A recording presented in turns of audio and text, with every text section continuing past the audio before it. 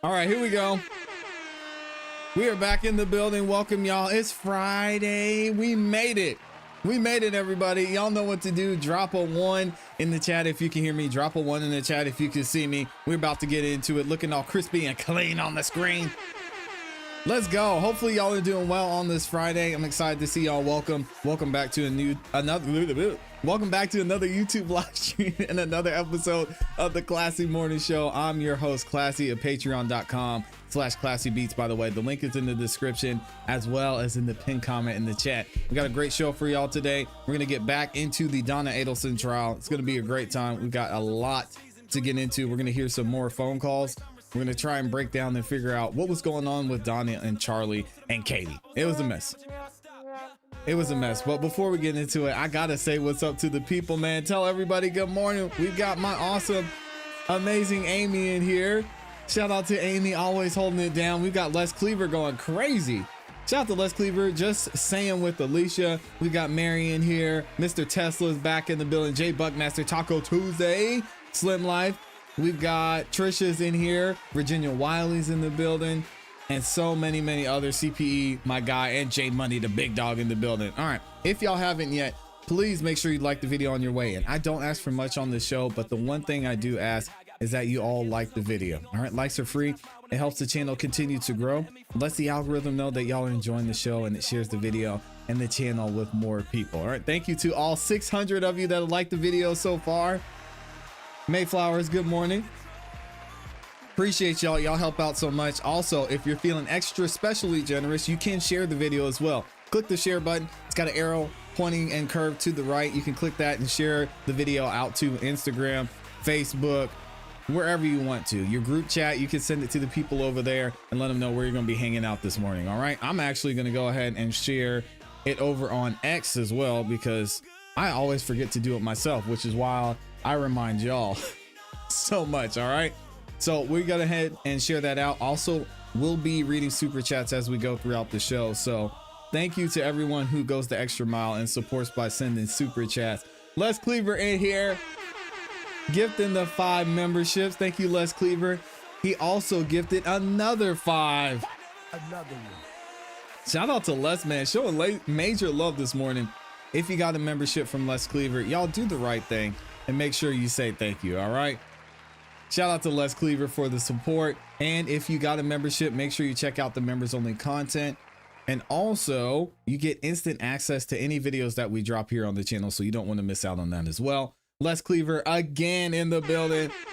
Dropped the 20 bomb, said, thank God it's Friday, all.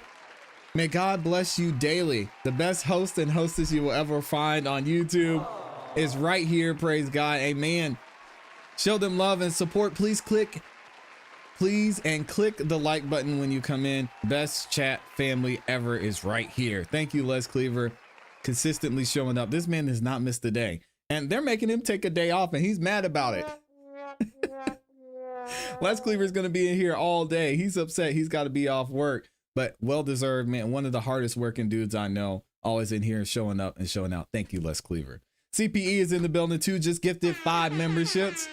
If you got a membership from CPE, you know what to do. Say thank you. All right. Thank you for the support, CPE. As always, we've got Slim Life in here as well, dropping the 10 bomb. She says, happy Friday. God is good all the time, and all the time God is good. Amen. Have a great weekend. Thank you, ClassE and Amy, for all you do. Love everyone. Shout out to Slim Life. Wood Drummer's in here. It's been a minute since I've seen Wood Drummer. What's up, man? And I think I got everybody in the building. We got a lot of phone calls to get to, so we're going to go ahead and get right into it. Again, if you haven't yet, please make sure y'all like the video. Big thank you and shout out to everyone who drops those super chats as well. I actually clicked on the wrong thing, but shout out to the old school view. All right, here we go. Let's get into it. We're here in day 6. We're actually going to do a little bit of a rewind and go back to day 5, because there's a lot of day 5 that we missed. And also, since court is not going to be in session on Monday, we'll be able to get caught up, and we should be caught up come this Monday. All right, but let's go ahead and get into it. We left off, we were hearing conversations about Charlie Adelson that he had between his mother, Donna Adelson, and he also had with Katie as well. And we're going to get back into those phone calls. Charlie, he doesn't know when to shut up, man. Donna was trying to get him off the phone. This guy insisted on just spilling his whole business on the phone and in public places like a restaurant. We'll go ahead and get back into it. Check it out. All right, so we just heard a lengthy call between Charlie and Katie with a lot of property and tenant talk. Does Charlie Adelson then talk to Donna Adelson? He does. About how long after the call with? Close to an hour after the last call, he calls Donna Adelson. All right, publish call K, please. So he's got another call with his mama. My goodness. Hey, Charlie. Hey, how are you? Good, how are you? Good, good. I should run late to the office, but get gas, and then I'll be in, what do you call it? I'll be at the office, and then I'm going to go to Weston, and then, whatever time I get done with Weston, maybe that's meeting here, it's not, I don't know. What did you might get out late, is that what you're thinking? I don't know what time I'll get out now, but I'll get that to see that if you want to grab there. Yeah, just what you might, want to get a bite with you. But, Well, if you want to, I'm happy to see it. I saw a lot of police everywhere, giving traffic tickets, so they should be careful. okay. But anyway, that's what I think it is, without a question, for multiple reasons. Yeah, Multiple reasons. yeah. So, I never got a chance to do the return that I basically gave me software yesterday and ran out of time. Oh, okay. So I'm gonna have to give you the, what do you call it, give it back to you. How about me? I think. So you can just keep it, I mean, it's not that valuable anyway. Yeah. So, but You can do anyway, that. if Dad wants to see me, you're invited, that's cool. Yeah. Well, if there's like a case, if there's like, I know you have those cases at the office that you wanted to talk to him about, so, If you know, there's that wants to see me for dinner, what was that? They're talking about dinner plans, nothing crazy. Come by my house, now go to something to them. Oh, that sounds like a plan. So why don't you let him know how you're doing at your second office, and then, give him a heads up, and then maybe he'll come up and go out for a bite with you. Yeah, but I wouldn't leave South Beach until after 7, traffic is horrible. Oh, yeah, absolutely. They're talking about traffic. But you don't know what time you're gonna get out from your Well, you're gonna be too late, I mean, I think if that comes over at 8, that'll be fine. Oh, that's perfect, actually, because Wendy's taking, Wendy and some of the ladies and the mothers from Max's class, like it's been class, it's her birthday today, the teacher, so they're taking her to little ginger for dinner. And then she needs to go, so Wendy has to put everything goes to her house and put her to sleep because she could go straight from work, so she probably won't get out of, she probably won't get out of there for a while. So that would be good, yeah, because I'm going to review at least, and then, when I can stay with the boys for them to sleep. Alright, fine. So, tell Dad to leave Miami at 7:30. At 7:30? Okay, I'll tell them, that's perfect. At any other time, honestly, you can hit traffic. Yeah, okay, that sounds good. That sounds Alright. good. All right, so see you later, love you, honey. Alright, sounds good. Bye. Is there a call later that evening between Charlie and Harvey setting up this dinner? There is. Okay, did the dinner occur? It did. Where did it occur? It occurred at a restaurant called Matsuri. Okay, let's skip call L and publish Matt Surrey Exhibit 133, please.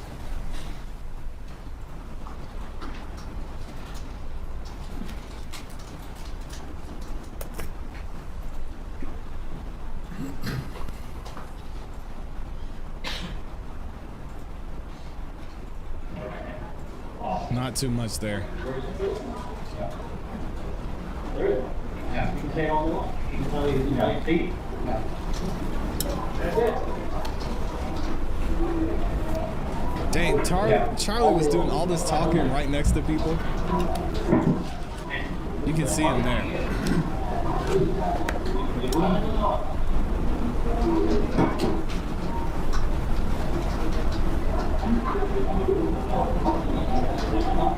No, I know that you talk about. I think One or the other. what? One or the other. One of you is a bigger choice.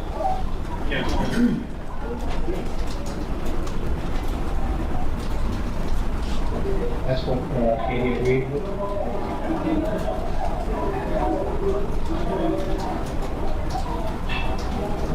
Yeah.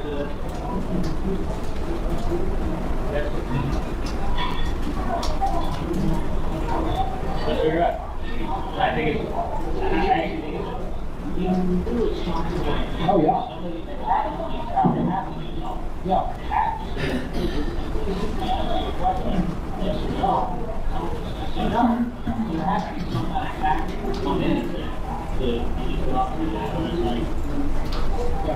It makes sense, it really does. I didn't think they were all smart.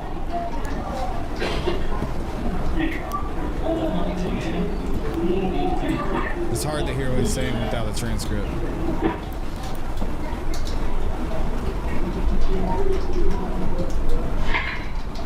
Okay.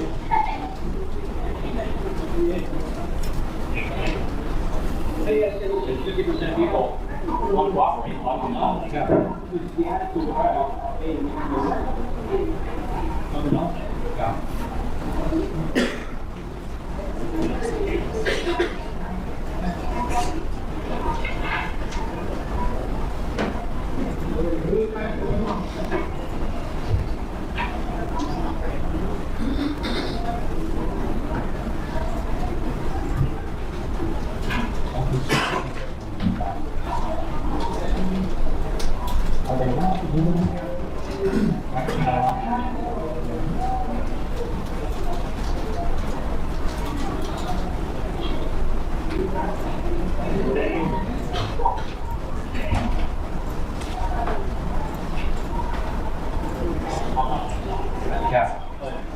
Oh, he's on the phone. Is he on the phone?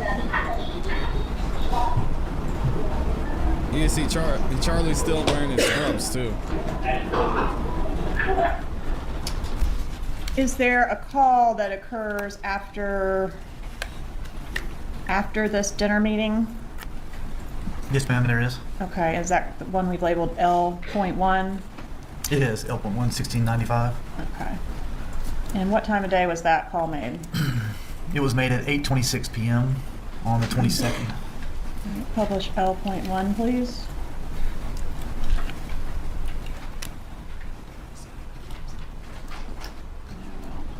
Okay, we're gonna skip that one, come back to it.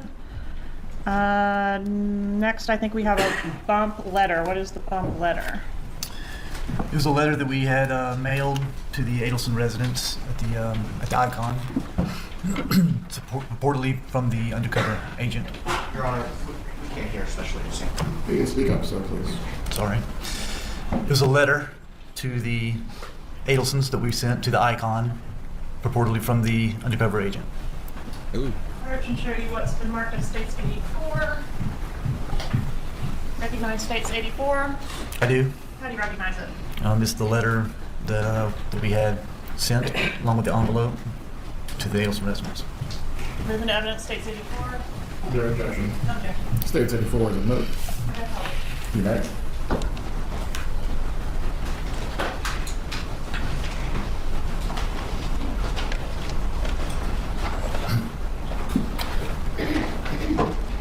Can you read what the letter said? Yes. It says, "My phone is not ringing, so you don't care about Tato and what he did for you. He knows he is fucked, and soon so will you." Dang. All right, so this point in time where we are in the wire, that's when the letter was mailed, or that's when the letter was received? It was mailed, I believe, on the 23rd. That's crazy. Yeah, okay. And then I want to skip ahead to April 25th of 2016. Tell us about call M. It's a call from Charles Adelson to Catherine McBanoa at 7:04 p.m. Let's publish call M, please. Here we go.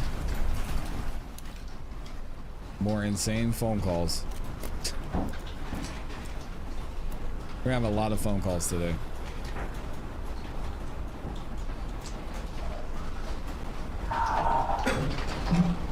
Yeah. Yeah, you know what? Yeah. Okay, cool. I'm gonna be at the Icon. You come over 395. It's right there in the, she's building the Icon, is right? That's all the way in front of the beach, right? Like, Yeah.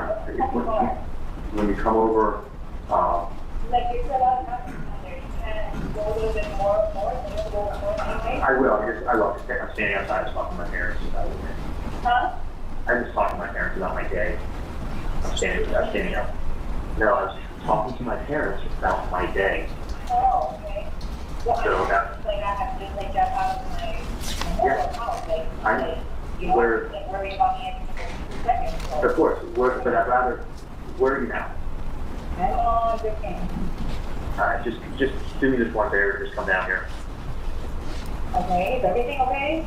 Yeah. I just want you to come down here so I can see it. They're already in the car. It's on the icon is on the corner of Fifth and Alton. It's that big building where you, as soon as you're on Alton and you cross over Fifth on the right hand side. Okay, can be anywhere else besides that? I can get my car and start trying to find you, but then we gotta drive the car. I'd rather you just come over here. I know, but that is like a part of Palm Beach, like, that's stupid for me to go call me under there. You're okay. I'll get my car in 5. I'll be in 5 minutes. I'll start heading this way and I'll get my car and then I'll meet you somewhere in like 15 minutes. I still need to talk to my parents for another 5 minutes, then I'm going to leave them, and then I'm going to come to wherever you are. But just still keep heading south. I don't know, I'm just saying I don't know. What's your cross street? Like, in second area. Fine, 8 seconds. Yeah, I get, so here we go, I'm getting the car. Okay, I'll give you a call to your and I'll start heading over. Get it when I wait for what time? Sometimes I do, sometimes I don't. I'll put my ringer. I don't know. Let me see if my phone is on vibrate. This is my third. Okay. And then next we have call N, about 30 minutes later. Publish N, please.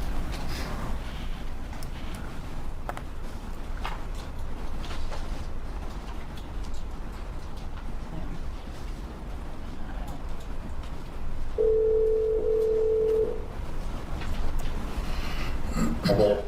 Hello? Okay. Hey, It's like, do I like walk, like, what, I don't even know what. where are you I right went now? to the visitors, I don't even know what's that, like, but. Monty's? They're all No, like, I'm panicking all the way still. down, like, it's like a group of like, Negro right now. I think it passed a little while ago. Oh, did you see them walking? Is someone wearing the red shirt? Yeah, like it's a little whole group one. Do you want me to go to my place? Right by the marina? Yes. You wanna go to my place? Yeah, I'm standing by the boats in green slopes. Oh, I see it, I see behind you. Okay. Are you behind me? Yeah. I don't see you. I'm gonna turn right now, there's no parking. Like I went in the parking garage. Okay, I see you. All right, is there a meeting that takes place in person? There is. And was there any surveillance conducted on that meeting? No, we were unaware of the meeting going to take place because there was conversation on some other platform. Appeared to be WhatsApp, according to Katie. And she said, asked him if he could answer her on WhatsApp. So apparently they were having other conversations. We didn't know about the meeting until it was too late. We couldn't get down there in time. All right, and is there a call that takes place after that meeting? There it is. Is that N.1? It is. Tell us about that exhibit.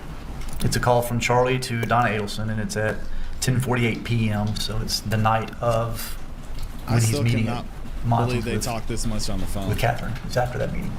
After Charlie and Katie meet at Monty's. Correct. Katie and Charlie meet at Monty's, and when Charlie's leaving, he makes this call to Mrs. Adelson. Okay, publish N.1, please. This will be the agent's third day on the stand. Great question.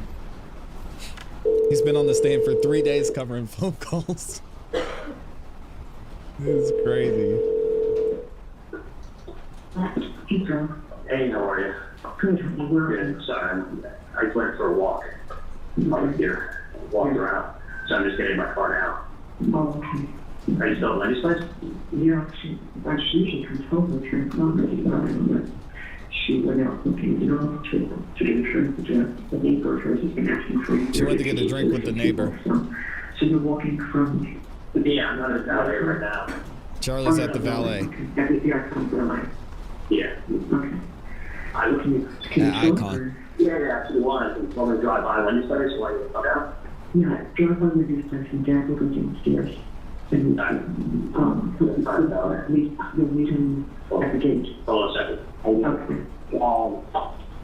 Yeah, I apologize. Y'all probably can't hear anything that Donna is saying. She's mumbling like crazy. I thought I mumbled. She said, well, can you talk? And Charlie says, yeah. If you want, I can. You can drive me by Wendy's place. And I'm just gonna mute this and keep it playing. If you want, here we go.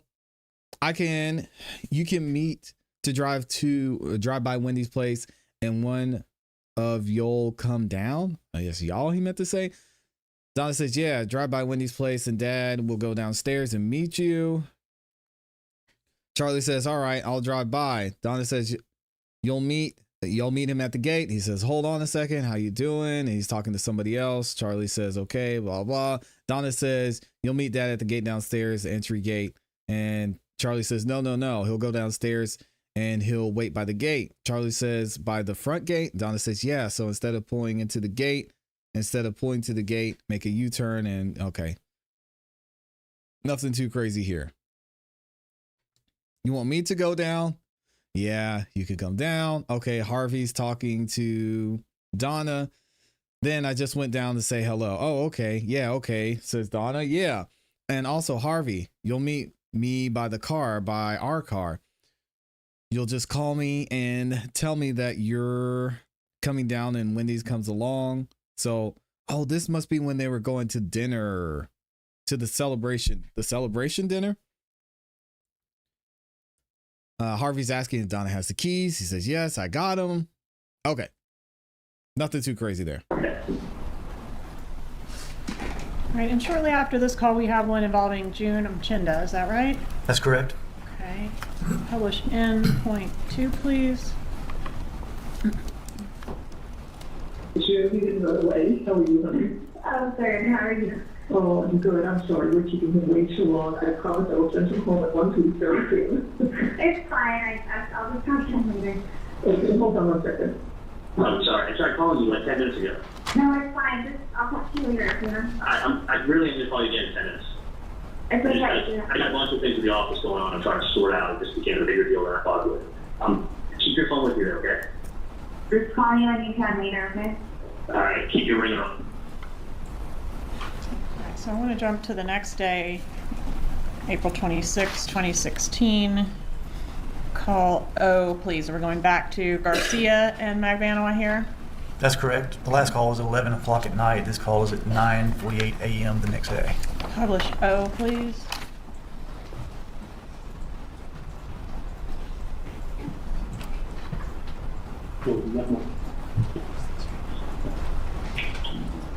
Hello? Of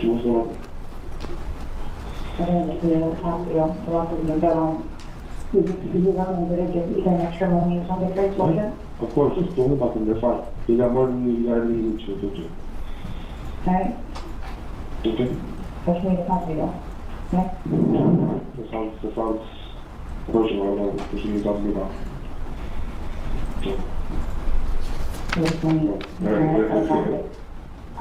I mean, your son's asking about you, so I'm going to have to set up a conference for something to you. So what? Your son is Well, yeah, obviously, I have to call. Yeah, you can talk to him. Alright, well, Tell me that. So if anything, I drop off your mom or something like that. what are you talking about? No, don't involve my mom in anything. You call him mom, you call him mom or something about shit. I'm after that, you call her, she's... All right. When you're up on a wiretap, are you able to see text messages? Yes, we are. And are you able to see the content of text messages in real time? Text messages that go through the system, correct? Okay. And so chronologically, we get to what we're calling P. Is that a text message? It is. Tell us about that text message, please. It's a text message from Catherine Magbanua to Sigfredo Garcia, and it's at 9:52 a.m. So just a minute or two after the call we just heard. Correct. The call that just cut off. This text was sent right after that. And what's the content? It says, "Need to talk to you about something else." Sorry, that was it. All right. Need to talk to you about something else. And does Garcia reply? He does reply about 5 minutes later. And what is his reply? He said, whatever. Whatever is going on with you and your homie is your business. You guys work that shit out. Don't text me. Okay.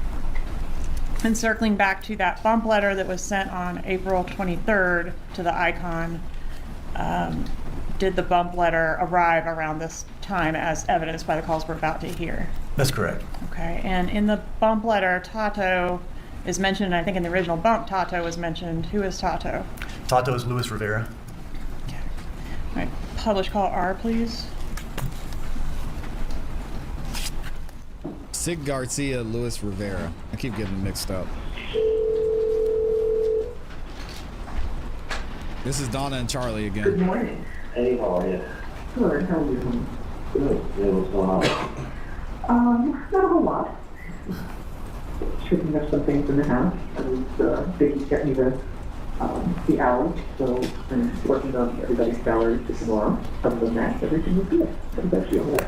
Good. You feel better after like 4 years, right? Significantly. Yeah. It makes sense. It makes 1,000% sense. Yeah, and I know it does. You know, that's What it did he is. tell her? That's what it is. Anything today, those sort of things will get taken care of. Oh, yeah. And once they are, would you know? Yeah, no. Trust me. Please. Well, someone makes a work on the appointment today.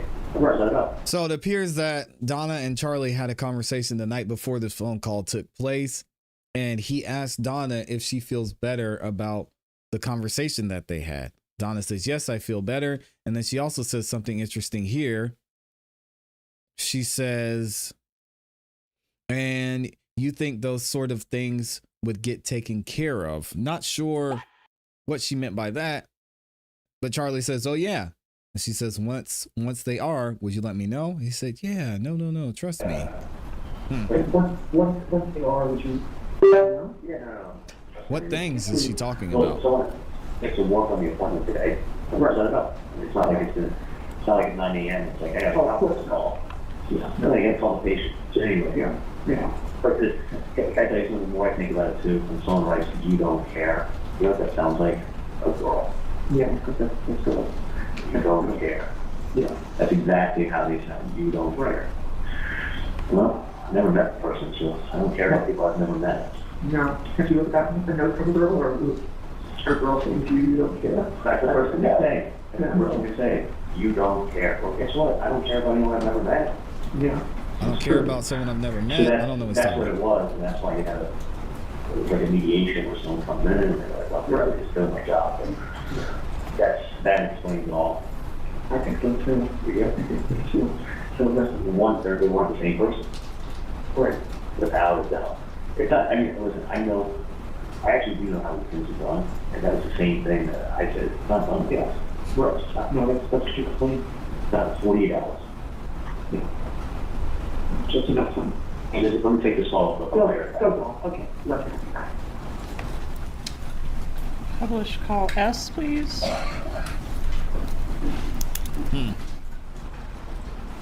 Shout out to Steph and Callie.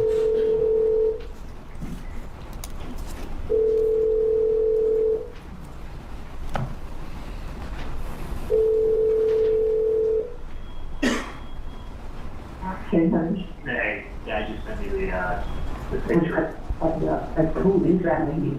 I'm going to show you probably show really Charlie? Yeah. Stand up. Stop. Elena, Chandora. What are they talking about here?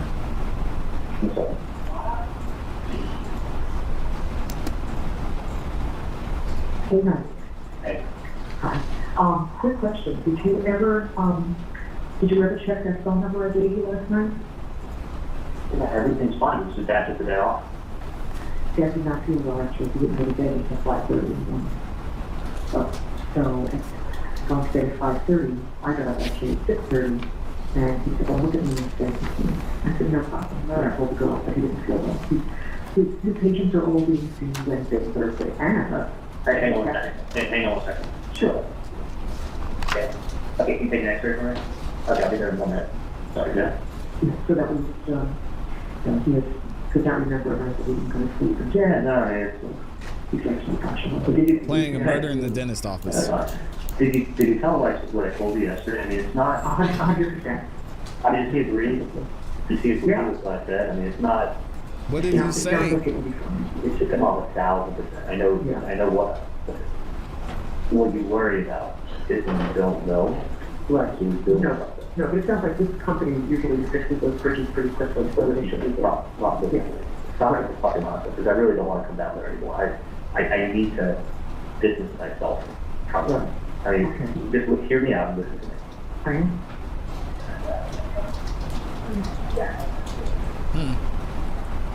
Just hear me out. Right? If you don't know who the person is, it's a much bigger problem. If you know who it is, it's very, very easy. Okay? Right. And you always, I mean, you guys are notorious for always getting worked up over everything throughout. As long as I've known you, it's always been, it's always been everything's a big deal. That get worked up. Charlie about sounds like he's everything. spiraling. It's a huge deal. And I'm just saying, like, this is no different, but I'm just telling you, like, stop, because it's not anything more than nonsense. Boy, was he wrong. You know, I mean, just saying, like, I'm worried, you can worry about everything. Listen, you didn't do anything wrong. You didn't do anything to anybody. Somebody is fishing.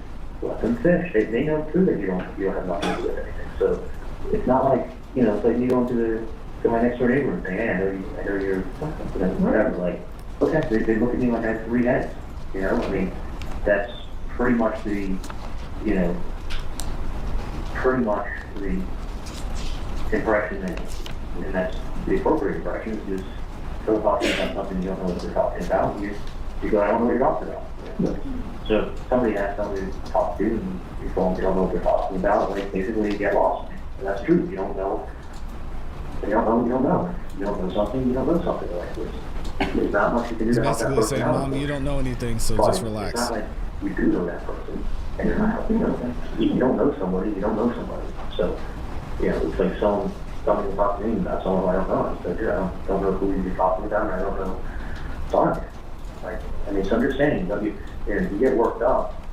It's not done like that. It's not done. These companies that this is being taken care of. I'm being taken care of, that's that I know it's being taken care of, but I know yourself all worked up and all fucking crazy, and it's that has to stop, and I really don't want to, Okay. Well, I just have to talk to you, didn't yeah. I? I mean, wasn't that important that I contact you? No, I know that, that's not how it works. I know.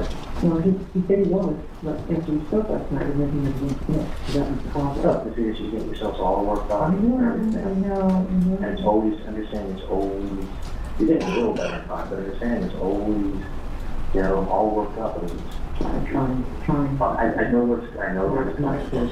I know, but I mean, I understand what you're saying. I totally understand what you're saying. and you don't realize that you probably watch too many movies. Probably. It's not like, we get one of them and then the other one will start paying. Like, the stupid thing I've heard doesn't work like that. Okay, you told me all the history, I know. I understand what you're saying. Why are they talking about this And on I the got phone? it. I thought you were saying, Jeez. that's what you better do. Keep that together. Well, that's great. I'm just saying, it's not like, there's nothing, To be concerned. no, I mean, it really isn't. I mean, listen, someone wants to bother your nonsense with threats. I mean, it's not uncommon. And it's just, when you get nonsense with threats, I mean, first of all, they don't give you a number. I mean, everything is so traceable. It doesn't, billion years. I mean, especially any electronics is extremely traceable. You get everything. It's that. I'll let you know. People, if someone doesn't want you to know what they look like, they wear a hat and the glasses. They put on a beard. Well, they listen, for $5 at the costume store, you can buy Abraham Lincoln beard. You put that on. Yeah. And you wear glasses and a hat like everybody else on South Beach because it's really funny outside. So if someone come over when having glasses. Not sure why they keep muting it. So you can't see 3/4 of their face. And they walk with a big fluffy hat and glasses and come by. Like, it's not that is not helpful. Yeah, well, no, that's, It's either a complete nonsense, which it is. But somebody has someone who can go there and tell them something. And that's what the guy was basically what he did. All right, I'll go there and I'll tell them something. Like, and that's why it's dumb. It's dumb. Otherwise, it would not be. You didn't do anything. You didn't do anything to anybody. You didn't do anything to where these people are. They're not going to go through the amount of planning and stress and logistics and risk, because something can always happen. I mean, like even the best laid plan, even the best laid plan, you could have, there could be also the officer, just dog for a walk, just happen to come around the corner, something happens to happen, or somebody goes to do something and actually in front of you, tear their knee, and they're laying on the floor with 4 ACL. Like, there's a lot of risk when somebody does something. There's a million and one things. So to do that, what's the reason? There is no reason. And that's why there's nothing that, it's nothing that you have to worry about. And it is being looked into. Yeah, that's all I mean. Yeah, I mean, but it's not like... He said, don't worry about me and Katie are handling it. I mean, you'll probably get a heart attack from things before that happens to you. Okay. So, I mean, if you're saying, like, and that's probably more likely. Okay. So I'm just letting you know, but I can't, like... No, but I don't believe you. I don't want you to. I won't. I'll only let you know if there's something very important that you can tell you. I know, but I'm just saying, it's... And I thought that was important enough that I needed to take it to. Yes, I spent my whole fucking night down there And last night. I get it. believe me, I know. I mean, I want you to go home and have some peace tonight, so please just... Okay, no, I was really planning on going down there and talking to you again. I'm just saying, like, it's utter nonsense. Okay. And when I say this, Great. when the first thing somebody says, you don't care, that is a girl's like... Way too much. Yeah, honestly, I didn't even remember what it was. The first thing it says is, you don't care. Okay. You obviously do not care about someone. That means that the girl is writing. That's it. People don't write letters. People don't write letters. People don't show their faces. People don't give you cell phone numbers. Like, it's not done like that. It's somebody just messing around. Yeah. Listen, I got you. I mean, I'm just saying, like, you have to understand, if somebody is going to do something, nobody will show your face. Nobody will give you a cell phone number. Nobody will write something and put it in the mail. Do you know what I'm saying? There's each one of those is a huge mistake into itself. When somebody does something, you'll get, someone gives you a visit, you won't be able to identify their face, and you'll be given 40 hours. That's a mistake. Charlie was not freaking out. Like, not how you turn you over that. Not in a million years of silence. So, when you get back to work with business here, and again, just stop with the nonsense, okay? With all this, when it's just so strange the legal laws that was then, that he loves it. Alright. What is call T? We're still on, tell us the date to refresh us. Yeah, it's still 4/26, the day after the meetings took place down at Monty's and at Wendy's house. So it's the day after, still 4/26. This call is from Catherine McManus to Charles Adelson at 4:33. So it's about maybe 15 minutes after the call we just heard. Play call T, please. Charlie's still talking to Katie and Donna, telling them it's fine. Don't snitch, we'll be good.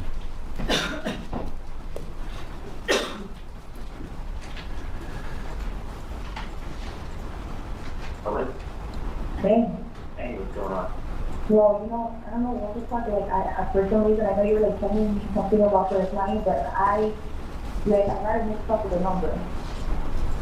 And, I'm calling for... They're talking about a client. It's so hard to hear them sometimes.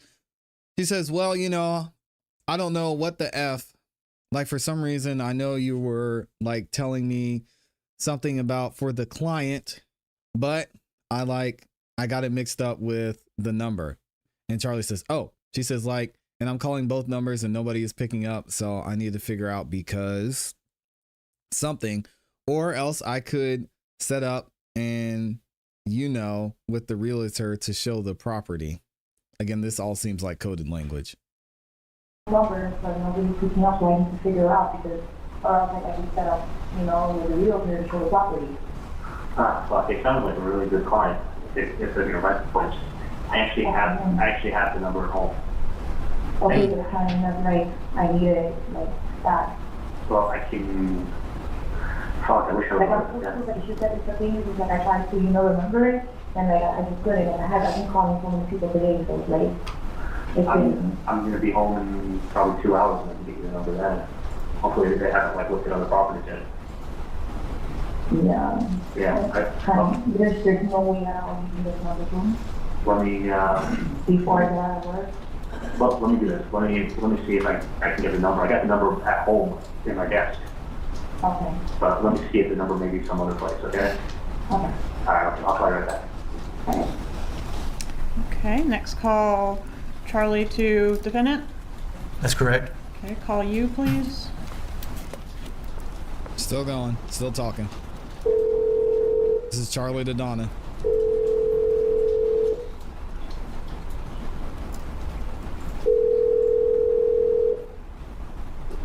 Hey, Charlie. Hey, can you hear me? Yeah, I can hear you fine. Okay. Do you remember the number that was written on that paper the other day? Because I had it at home. And Josh. Okay. This one just called me asking for it because they thought they remembered it, but evidently they remember the fall. So I'm gonna have to get it. Okay. Yeah, this just ruins everything. This is so important right here because they've been trying to use this coded language the whole time, talking about a client and blah blah blah. And now right after this, Charlie calls Donna and asks her for the number again. What was the point of using the coded language talking about a real estate and a client if you're then gonna call your mother and say, hey, you remember when that guy approached you asking for $5,000? Can you give me that number again? Hey, yo. Stupid, man. Why would he use coded language on a call with Katie and then call his mother? I got the paper at my house, so don't worry about it. But you didn't write the number down anywhere.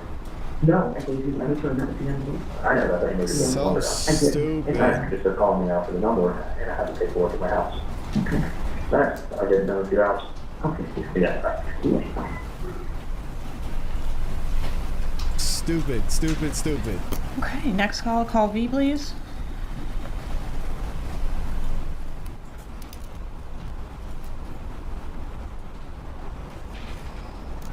Charlie, oh man. Hello?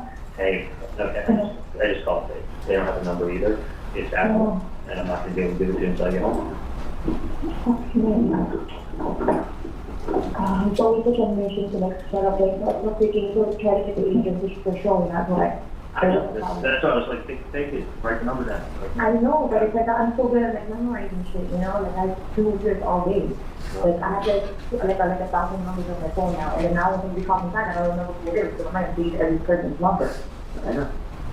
You know, I don't have a landline in my job, I have to use my cell phone. That's why you gotta put in your contact list. You don't lose the contact. No, I can't do that. There's so many record people who find my phone. There's like some clients that don't even want to like do it. One day they want to see property, and another day, oh no, it's okay, because they want to do somebody else. Yeah. I'm in Miami Lakes right now. So I'm not gonna, let me see what's up here. Hang on a second. Yeah, you can't even remember? Hey, come on. My age, I'm not gonna remember having breakfast. The only reason I remember is because the same thing every day. Hang on a second. Hey, do you know what time the last station is?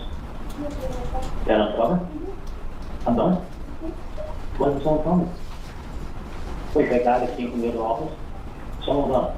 Okay, beautiful. Thank you. We'll get out here before traffic hits. All right. Yeah. I can get the number in 30 minutes. Okay, thank you. And then we So have dumb, another man. call about an hour later between Garcia and Magbanua, We do 5:35 5:35 p.m. p.m. Correct. Call W, please. Charlie is so dumb. He just, it's Charlie's fault. Hello? Hey, They would have Hello? never known. how you doing? I think I remember that you remember one of the listings that I had to tell you? One of the properties? Yeah. What was that? I don't know, the thing is, they call you, because I have to set it Yeah, up. I'd like to be publicity there. Each time. Okay, it's, I believe it's a 305, Okay. 712, Okay. 557. The 5570? Because I also, I had like two numbers. I know you got the list down. I get it. So the listing for the places, It's a 305 as well, 5570. 5570. No. Gee, you're confusing me. It's a 305, Mm-hmm. 712, Mm-hmm. 6570. I think that was one of the ones that I tried. Well, I'll reach out to you again. All right. They're so All right, dumb, you man. wanted to call you hi. All right. So All right. Is my back here? yeah, absolutely. Yeah. Okay, so the number that was just reiterated, is that the right number? That is the right number, finally. Okay, there's been a lot of discussion about different people calling the number so far. Has anyone called the number yet? No, no one. They messed up. All right, I want to put a pin in that and go back to the Matt Surrey restaurant conversation between Charlie and Harvey Adelson. Do you remember that exhibit? Yes. 133. I want to revisit that. There's actually a couple additional portions I want to publish.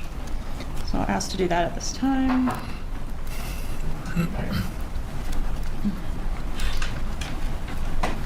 Goodness.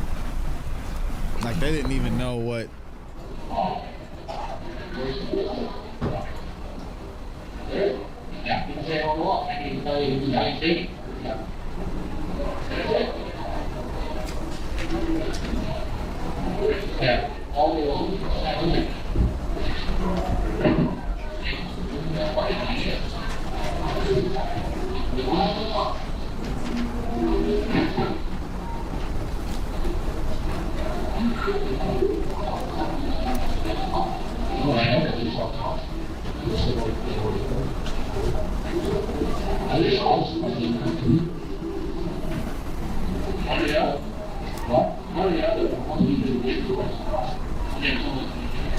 We can't hear what he's saying.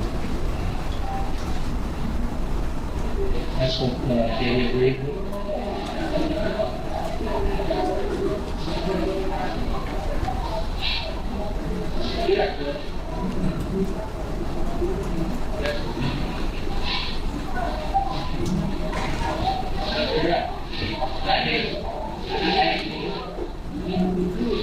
This guy said, "What the heck is he saying?" He said, "I don't know."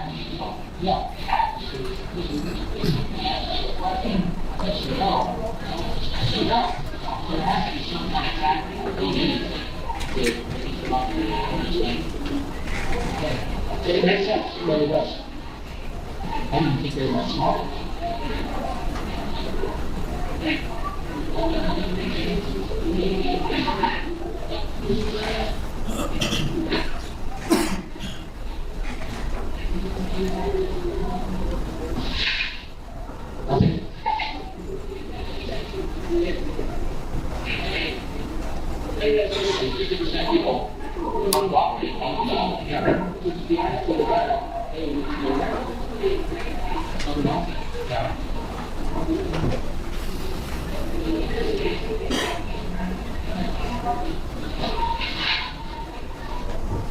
I hope they don't play this full 20 minutes because we can't hear anything.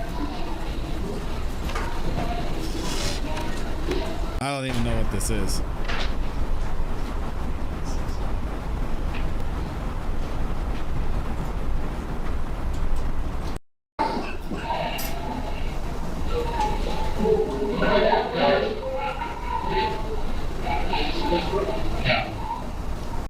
Yeah, I can't even hear what's being said, to be honest.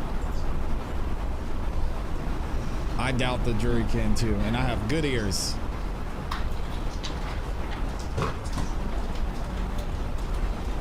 Okay, well, maybe we're just gonna have 2 strikes on that one. We'll try again later. Okay, so let's take back up where we were. I want to go to April 27th, 2016. Call X. Could you tell us about that call? Yeah, it's a call from Catherine McManua to Charles Adelson at 10:42 a.m. Okay, publish X, please.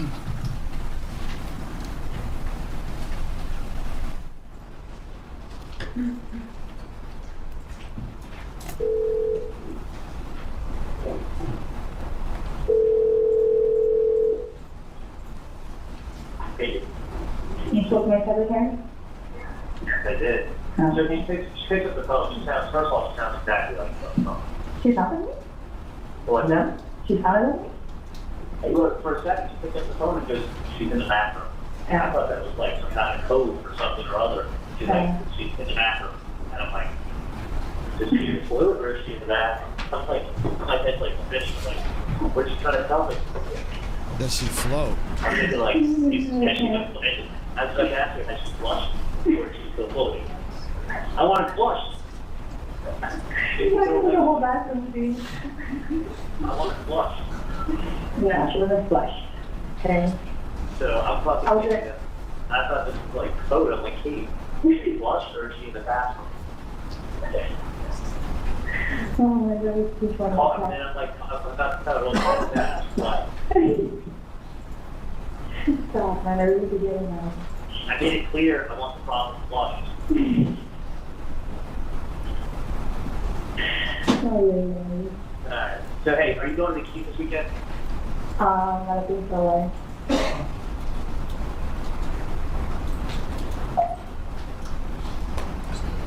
You asked her if she's going to the Keys.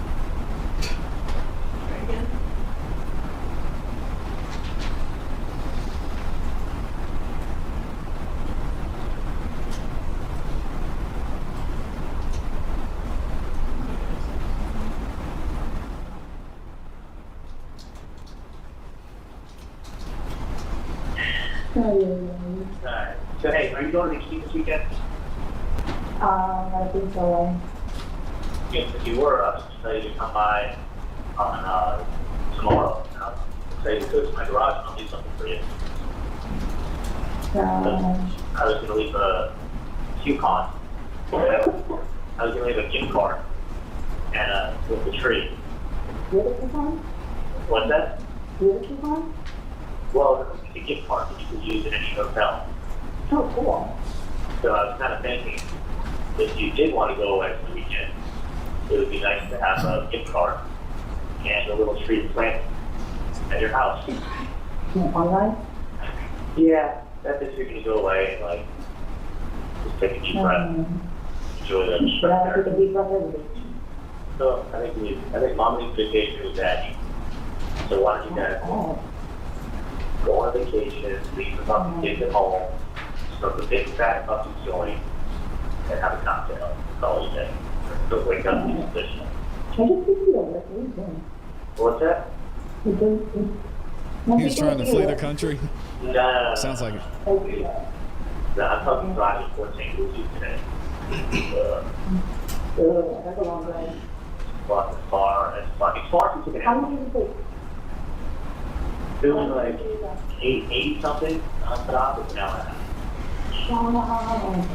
Yeah. You're crazy. How many vacations do you have? And honestly, I just do an office and have a little service, it's not bullshit, it's going out today. I like the secretary of those things. And I have lost a bunch of offices that went corporate or got sold. Mm-hmm. And then I had these rent that now to meet all my offices to then drop me. So I don't care. I'm glad to be slower than I was. Like, it really looks good for my health. That's what I'm just. So, but anyway, let me know if you're trying to do a little fix. How long? I don't even know. Well, I don't know. I don't know. I don't know. what? I don't know. I'm a person with no plan. Well, She's going. figure your shit out. Wow. And if I were you, I'd go to some dishes, smoke a joint, and have a cocktail. Because that fixes everything. Yeah, they're always taking everything. He said get high, get drunk, have fun. Hey, my Jesus. Look, you find Jesus and then you find him, you come to church. I'm looking for it. I got so excited the other day that it was hate you. She's like, she's Jewish. Dude, I'm your third favorite. Hey, am I your third favorite cheese still? We're in the church. Number one, you are. Hello is number one, Jesus, and then it's Drake, Great. and then, And then Charles. yeah. You're always here, number two? I'm always not great. Good thing T.I. That's crazy. It's a good thing T.I. is not doing that. T.I., Yeah, China. before. No, but he knows how much I'm in love with him. I know. This conversation's Yeah, hilarious. reality show that. Dude, are you serious?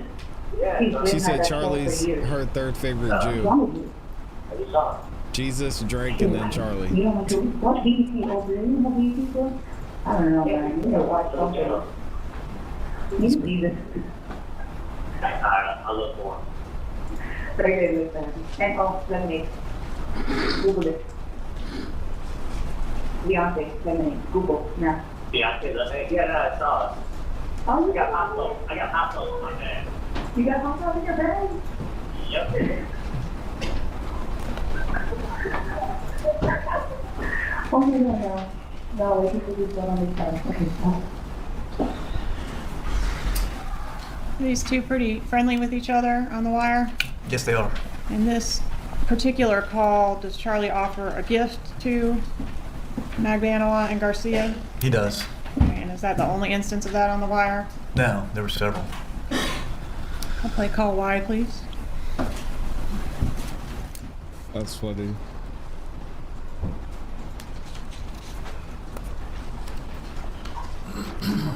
Yeah. Yeah, we know that we don't want it. You know what? No. Okay. All right, so thank you for the offer that was received. It'll be pop.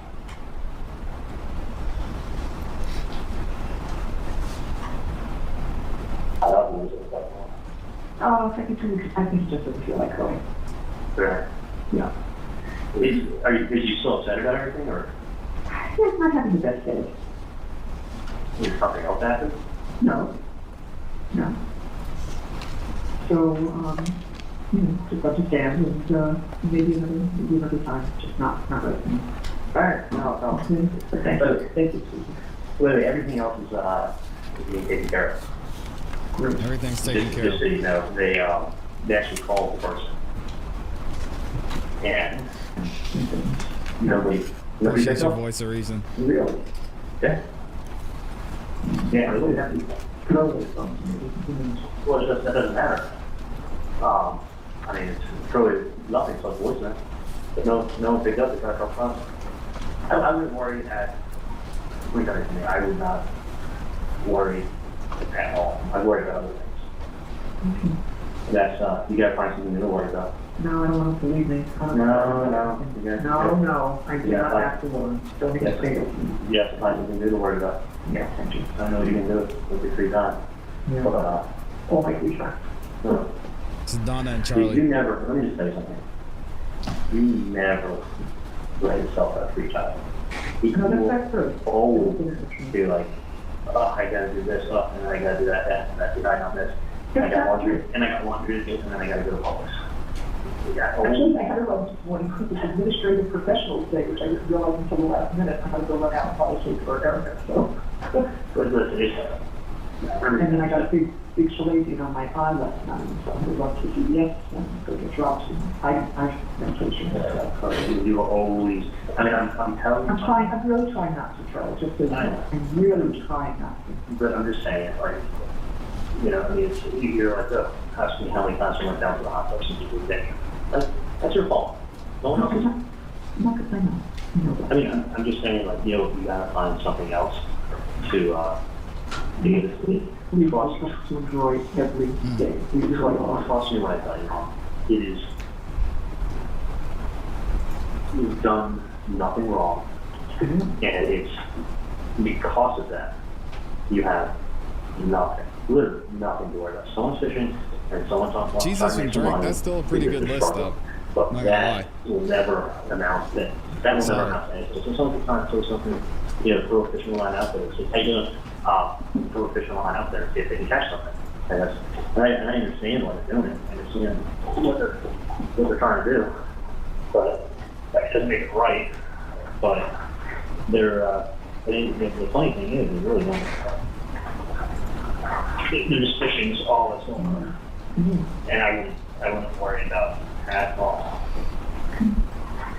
So I totally that makes sense. I'm sure you do. Yeah, I got you, Charlie. Yeah.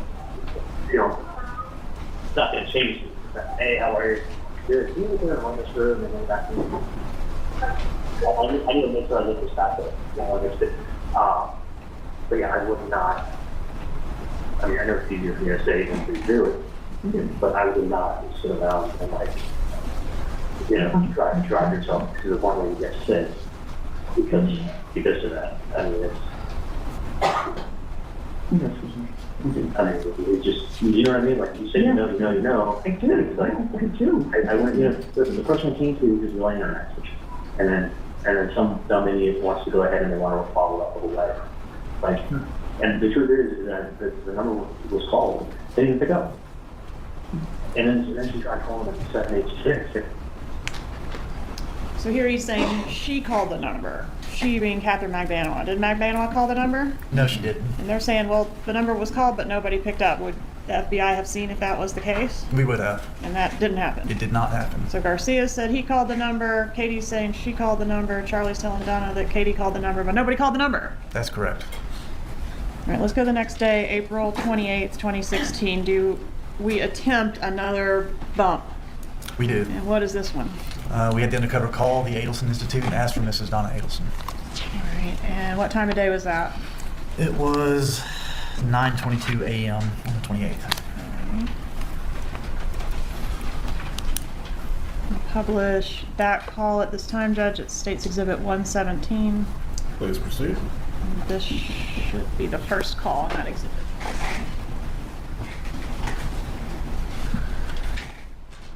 Good morning. Thank you for calling the Adelson's office. This is Erica. Can I help you? Yes, good morning. May I speak to Mrs. Donna Adelson? May I let her know who's calling? Sammy? Sammy from...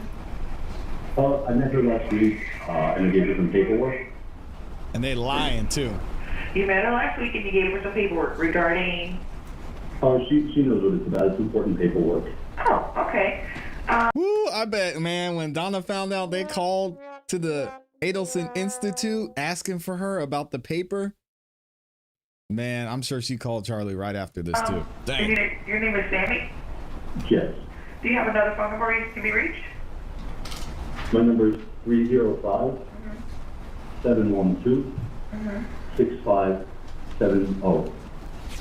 Okay, so if she's not available right now, I can have her maybe give you a call back. Okay, just tell her it's very important. I bet she was find stressing. out immediately what she thinks about the paperwork. Okay. Certainly. I met her last week. Yes, thank you so much. All right. Have a good day. All right, you too.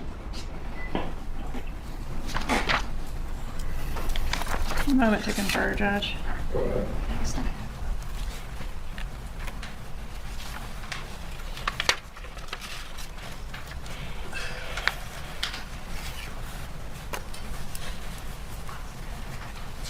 Publish. Within 20 minutes of this call, do we have a call between Charlie Adelson and Donna Adelson? Yes, we do. All right, publish call Z, please.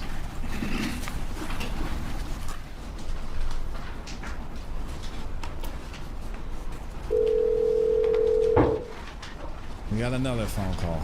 Jesus. Good morning, Charlie. Hey, how are you? Hey, are you in the office or home or room? No, I'm driving to the office now. What's up? Well, Erica called me this morning. Here we go. This guy is on the road. The office, Erica called me and she said, I didn't normally bother you with this. She said, I don't know if it's a sales call or what, but somebody called this morning and he said his name was Sammy and he gave you some very important papers last week and he hasn't heard from you. And he wants you to call him back and here's the number. Uh-oh. So, Okay. I want to verify the number was the correct number that I told you that. So obviously I'm not going to call the number. Erica said, this should just be a sales call. Just hit star 67 before you call the number and then you won't know the number you're calling from. I said, oh, okay, all right, that's it. What's your suggestion? The odd thing is this, is that that's the same number you gave me, right? I don't know because I gave you the number. I never kept it. You kept it. Tell me what the number was. 305 Right. 712 6570. That's the number. 6570. Mm-hmm. Yeah. No, it's showing. The odd thing is that 712 6570. Yeah, that's the same number. And it was called. You don't pick up. Maybe I'll pick up now. Okay, so someone called today? You called the office and Erica called me. She said, I hope I'm not This is calling. bad. Probably a sales call. Yeah, I mean, let me tell you something. I'm looking into it right now. Yeah, I think that you were. I just wanted to verify the I number. know. And that's the odd thing is you think the number will be picked up. I mean, We'll pick it up. so let me do this. Let me call somebody. Yeah. And I wouldn't want to trust him, I tell you. I wouldn't worry at all. Okay, okay. He said I wouldn't worry at all. Man. Especially because, what do you call it? Especially because I know you know who it is. So let me call someone and take care of it now, okay? Thank you, John. All right. Okay. If someone's calling your work after they met you on the street and asked you for money and you don't worry, are you serious? Okay, and at the conclusion of this call, Come on, does Charlie. Charlie Adelson attempt to call Catherine Magbanua? He does. What happens? He goes to her voicemail. Okay, does he leave a message? I don't recall. I don't believe he did. All right, let's listen to AA, please.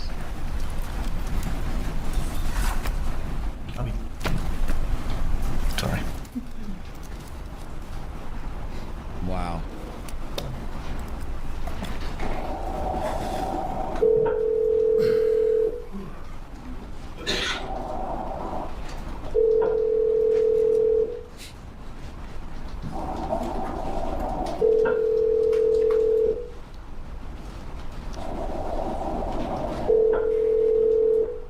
You have reached the voicemail box of 78656413112. Hey, it's me. Reporter calling. Message? Yes, he did leave a message. Okay, thanks. And then after that, did he attempt her a couple more times? He did. He called and did not reach her. Okay, so we've got, I think, 9:49, 9:51, and 9:54. Does that sound right? That sounds right. Okay, does he ever get up with her? Yes, she finally calls him back. All right, and what time is that? 10:43 a.m. Publish BB, please.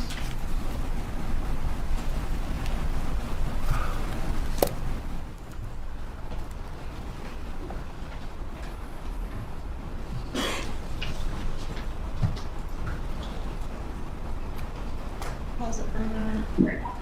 What happened?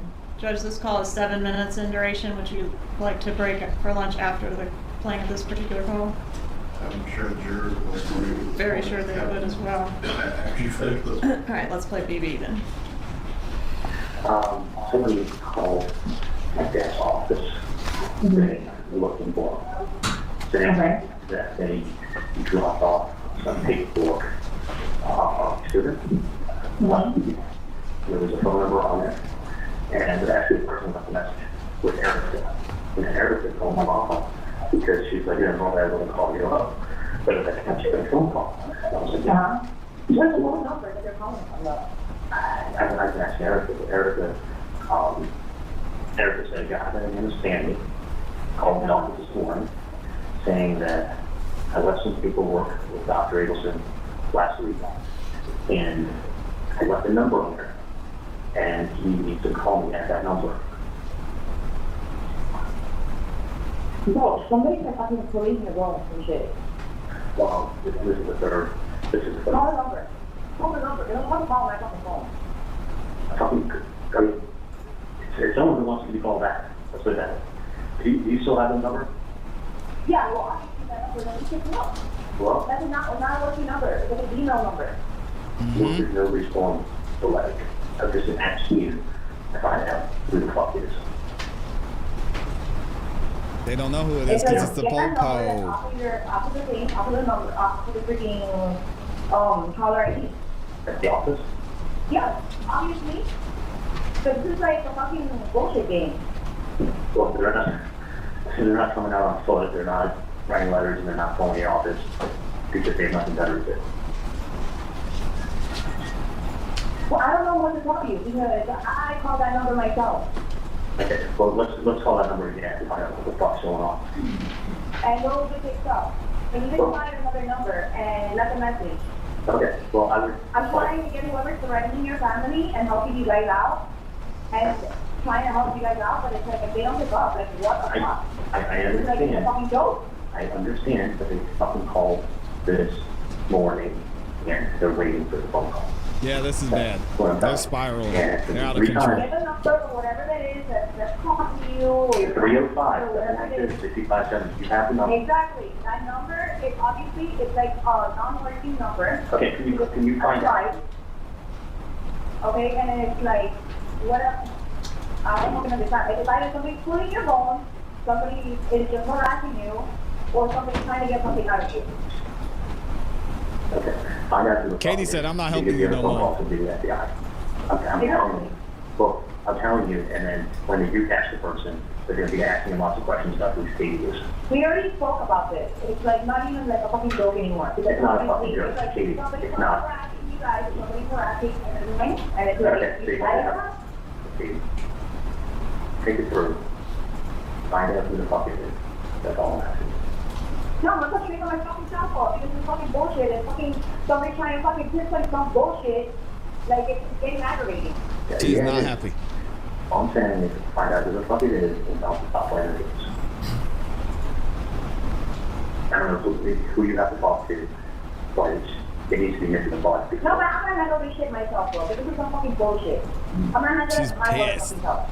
Well, straight my fucking number. They fucking if everyone wants to call back and I go, is this the right number? Okay, I have your fucking whatever fucking shit taken care of. Okay, because this is fucking bullshit. Find out. That's correct, bro. I don't want to go to that fucking FBI. I'm fucking getting irate with this shit already. It's either the FBI is fucking playing or fucking whatever it is, No. and I'm fucking getting pissed. Alright, we'll find out. All I'm saying is, Give a wrong number. You're okay, an idiot. You gave a fucking wrong number. Get the fucking number and fucking call because I'm gonna call them. okay, And fucking like to me, I don't fucking give a shit about all these fucking bullshit, whatever shit anymore. okay. I'm pissed the fuck off. Like, I'm gonna fucking go to the cops right now. Okay, well, You're definitely pissed. We go to the cops. We'll find out. I'm gonna fucking go to the cops because this is fucking bullshit. We'll find out who the fuck this is. Because this person evidently knows you and knows your family. Yeah. And me, Exactly. you know, my And family. you So, don't think that fucking scared the shit out of me? Like somebody fucking saying my name out loud, well, if someone's messing with you, they're messing with me. Someone's messing with me, messing with you. It's the same Exactly. thing. So what I'm saying is, find out who the fuck That number it doesn't is. fucking work. If you can get a hold, you hold different offices, call them on the fucking number. See if that fucking number works. Bottom line. She's just like, I'm not helping you. I'll try myself, and that shit does not work. Hey, call them, find out who the fuck it is now. Trust me on this. Find out who the fuck it is. Get the number, listen to me, and get the number, and tell me all the things because I I'm already- going to I- your parents, you go fucking FBI, when I'm fucking doing this shit, and fucking go, and fucking report whatever around. Alright, That's hey, it. hey, do you have any facts with it? Do you have the number I gave you the other day? I have the fucking number. Okay, good. Call it. Listen, I called the number. That's know you- not a working number. Good. Get the number that calls your fucking office. Okay, Listen to me for once. I will. You want me to call it? Yes, fucking A, bro. I'm gonna fucking with me. I'm She's going so to call my mad. mom and have my mom call the Get that office. fucking number. Because Which you're number? fucking parents, that number's been called and I'm not a working number. Because either somebody's thinking, somebody's trying to get this fucking She's shit, out of and control. somebody's just trying to fucking aggravate somebody. Okay, let me repeat this to you. Do you want me to have Erica go on the caller ID and look to see what number that was that called? Fucking number. Obviously, they're calling from somewhere else. If it's not the same number that you said, how about you call and find out? Try, okay, do me a favor. Try that number I gave you the other day, and I'm going to call my mom and tell her to call Erica and ask her to look it up on the caller ID. Okay? Call. Whatever. She was not happy. Members of the jury are going to take our lunch break at this point. All right, so they're taking a lunch break, man. What do y'all think about this? Yo, Katie said, I'm not helping you anymore. You call it. It's aggravating. I called the number. Nobody's answering. Somebody's messing with us. And she was right.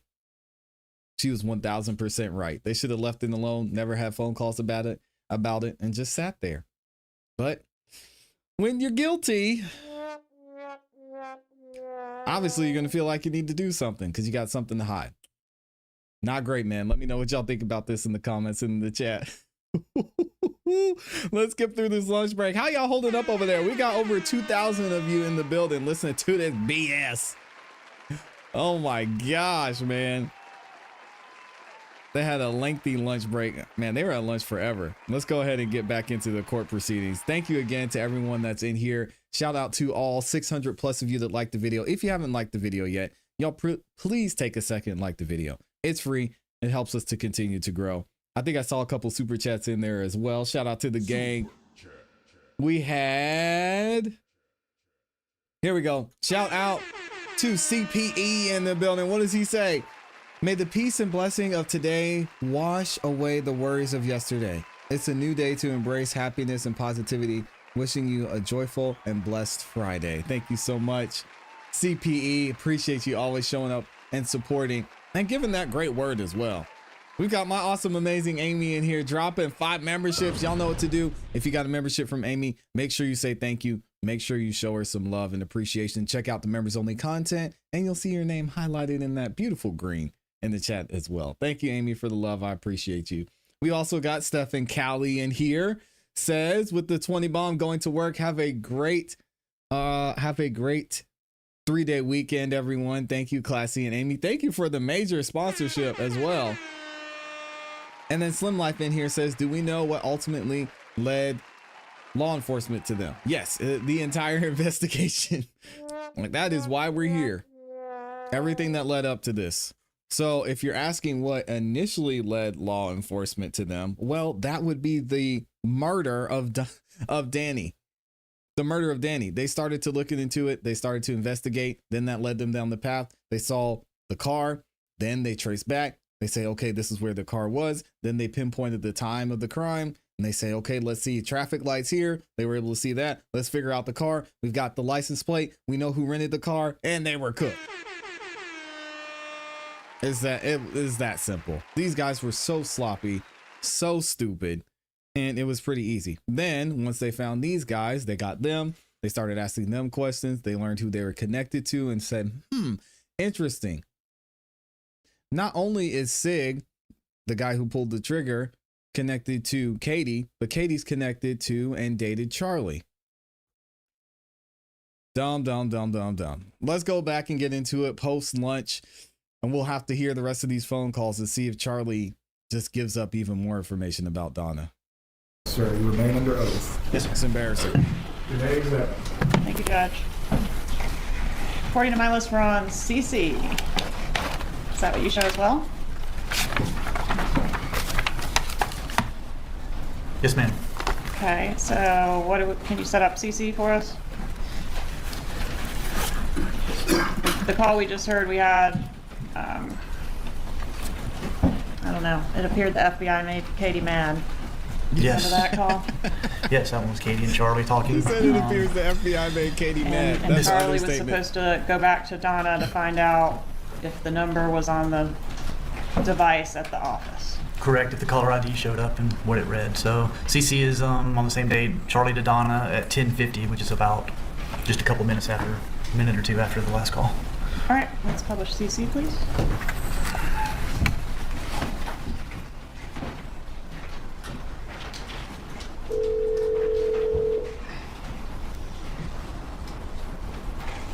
Hey, Charlie. Hey, Mom, do me a favor. Does Erica have caller ID at the office? Yeah. There is no caller ID. No. Is there a way of looking up what number it was that called? I don't even have that caller ID in the office.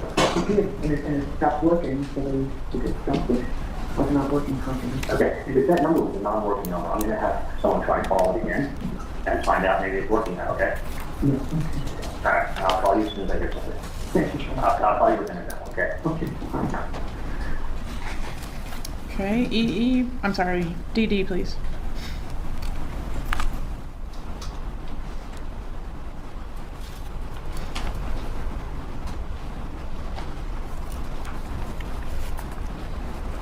Yeah. Okay, there is no caller ID at the office. Call the fucking number that I gave the other day. I know it was not working the other day when you called. Call it again. It is very important, and that's all your work number. Okay? Exactly. So call it again. I'm gonna give you a fucking wrong number because it's like Hey. you have an email fucking number. I'm telling you, bro. I'm telling you, I'm gonna fucking office and I'm standing outside the fucking street. Okay? She's still Call so that number. pissed. Whatever it is, it's either somebody's fucking with your family, fucking with my family, fucking setting somebody up. Okay. And I don't think they're fucking game. And you know what? You're thinking. You're not thinking. You're not thinking. Okay, what do you He's want me to do? spiraling. You wanna call my fucking phone? What's that? You wanna call my fucking phone? I can care less where you call from. I'm just saying. Exactly. Oh my God, bro. All I'm saying is, thank you. And the number's been called a hundred times. Okay, That call was- it. You go ahead. No. You go ahead and you fucking find a fucking phone and you call. And find out what the fuck is going on. if they pick up. Because they're obviously not. Charlie didn't want to. He didn't want to be involved. And you will call. Whoever set up this bullshit is, if somebody's trying to fish for fucking some shit and just fucking going on me or whatever, Okay. somebody's already fucking missing and everything. Okay, well, there's nothing that they can listen to whatever conversation they want. I'll call from the office, and then from there, I'll call you. Exactly. That's all. All right, let me know that. Okay, that's the only. She hung up on him. Dang. Oh, this is crazy. Okay, what's next? Next is EE. I'm sorry. E1. Right. I think we have We have EE still. Okay. EE's Charlie back to Katie again. 37 seconds at 11:17 a.m. Before you publish, Mrs. Adelson, if you need your amplification device or your headphones, please wear them. It's very important that you are able to follow all of the evidence as it takes place during the trial.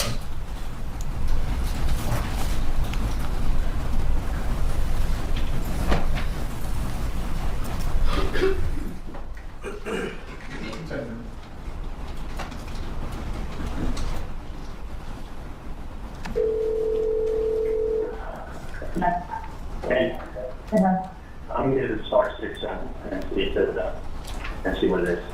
Okay, do that. Okay, you haven't heard anything from my nonsense, have you? So what? You haven't heard anything from any of this nonsense. No, obviously we're on the page. Okay.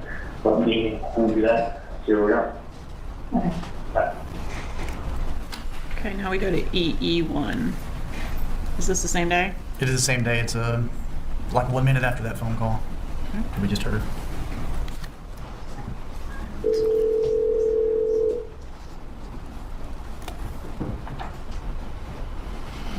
Starts at the start.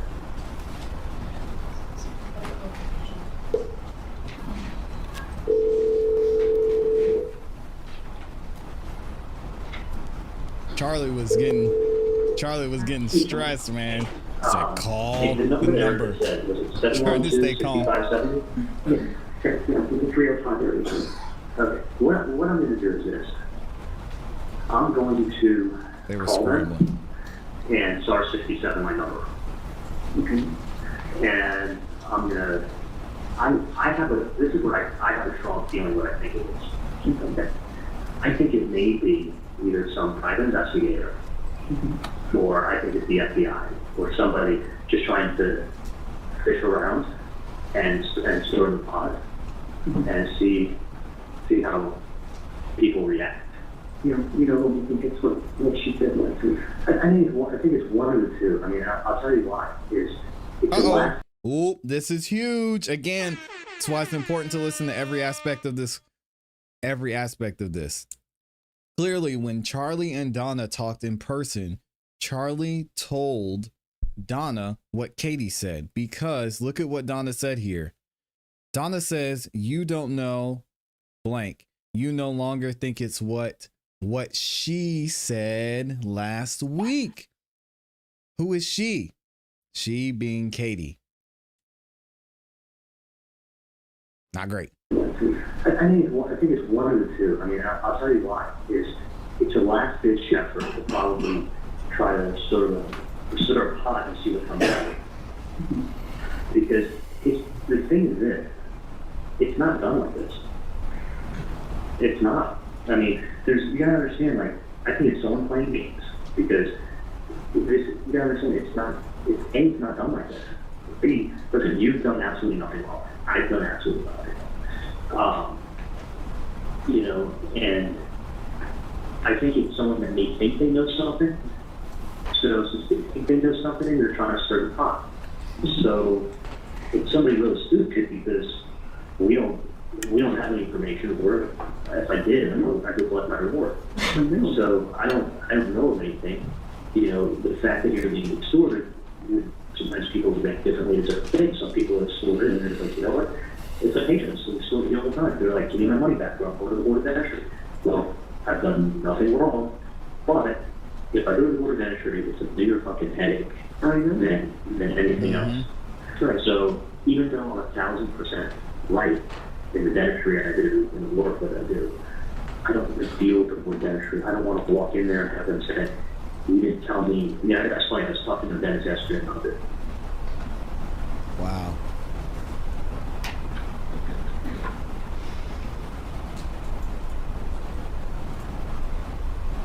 So that's what I'm. But I think that's what's nonsense. I really think it's somebody who thinks that they're going to try to solve this case, and they think that this will go down, and there's something somehow to do with it, so they're going to go ahead and be like, and make some demand and see how we react. It'll be like, oh, we did demand, and they did react. It's just very odd. It's just we've had nothing to do with it. I mean, I don't know who the hell this guy is. I'm sure you guys have no idea who the hell this is. And you pick up a newspaper and you see a last name, and it's, in the old days you have there's no way of looking anything up unless you look to the CIA. Nowadays, a homeless guy with a cell phone can go on the World Wide Web, put a name in it, and 3 seconds has addresses, locations, and then for $19 you can find anything. So, that's the thing, it's just like, me, my house is not listed. So if you went that search route, you would have found it. But that's like, the truth is, so it's even odder is that they're not bugging with you. Oh, no!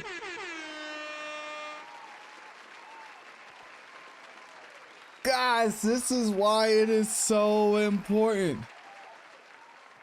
Oh my gosh, nobody is covering this. I hope you guys heard what just happened. Wendy is going down. Wendy is going down. You see what Charlie just said? Listen to this. I'm going to reread it in case you guys didn't hear it. This is huge. Donna says, Charlie says, so if you went that search route, you wouldn't find it. But that's like, what does he say? Donald says, but mine is. Charlie says, but yours is. Though what's even odder is that they're not bugging Wendy.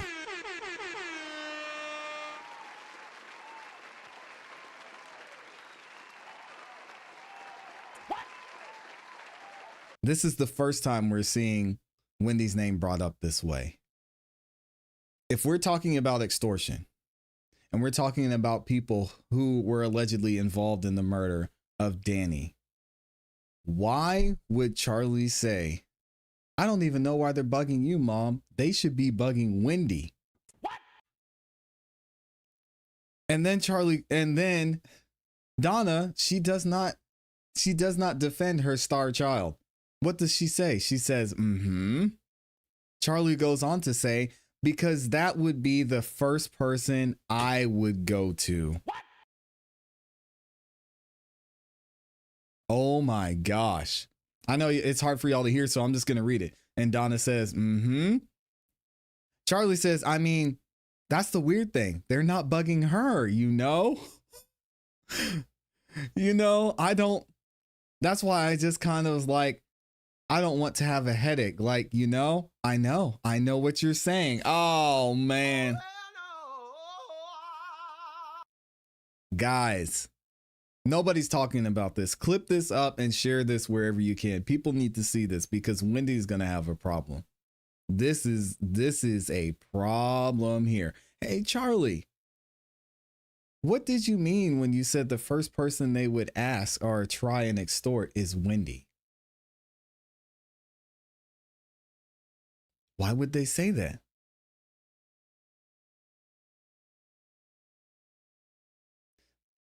And even with Wendy being, of course, the #1 suspect, she had an alibi. She was with the TV guy, so she didn't do it. The police obviously looked into her during the investigation. And now this is going on. What would they reach out to Wendy for? And why would Charlie say that unless Wendy was somehow involved? If Wendy wasn't involved at all, someone walks up to Wendy and says, hey, here's a piece of paper. I'm going to need you to handle this $5,000. Wendy, if she wasn't involved, would be like, oh, no, man, no. Get out of my face. If I see you again, it's going to be a problem. As a matter of fact, I'm calling the police right now. What's your name? But no, if they contacted Wendy, seems like Charlie's implying they would be able to get what they needed. Man, what does he say? Charlie says, I mean, that's the weird thing, that they're not bugging her, you know, that's why I just kind of like, I don't want to have the headache. Like, Donna says, I know what you're saying. Charlie says, because you don't want to trade one set of nonsense with the other set of nonsense. Donna says, I know. But you also don't want to have someone knocking on your door every other week. Donna says, exactly. And Donna says, exactly. That's why I was hoping, maybe if you had a friend who knew someone who could, well, that's what I'm working on. Yeah, a friend, Donna says. So, but I think I'm just gonna call them up and see what they want. Well, if it's a non-working number, Charlie says, well, that's what I want to see if it's not working.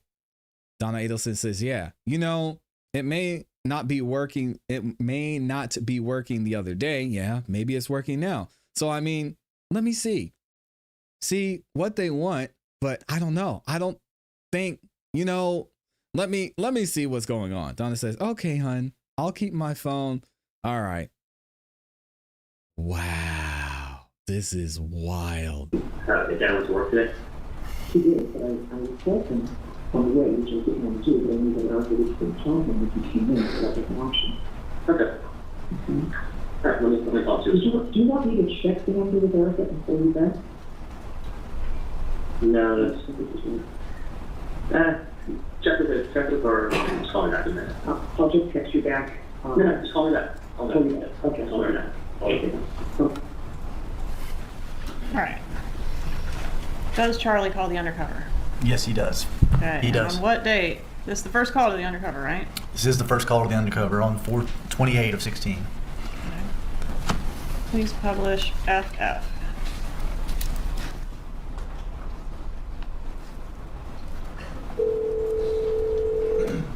This is where Charlie calls the FBI.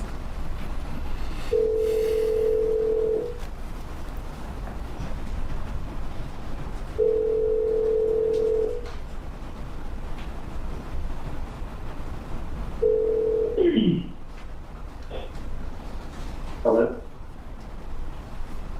Hola, Zika. Hello? Zika, who is this?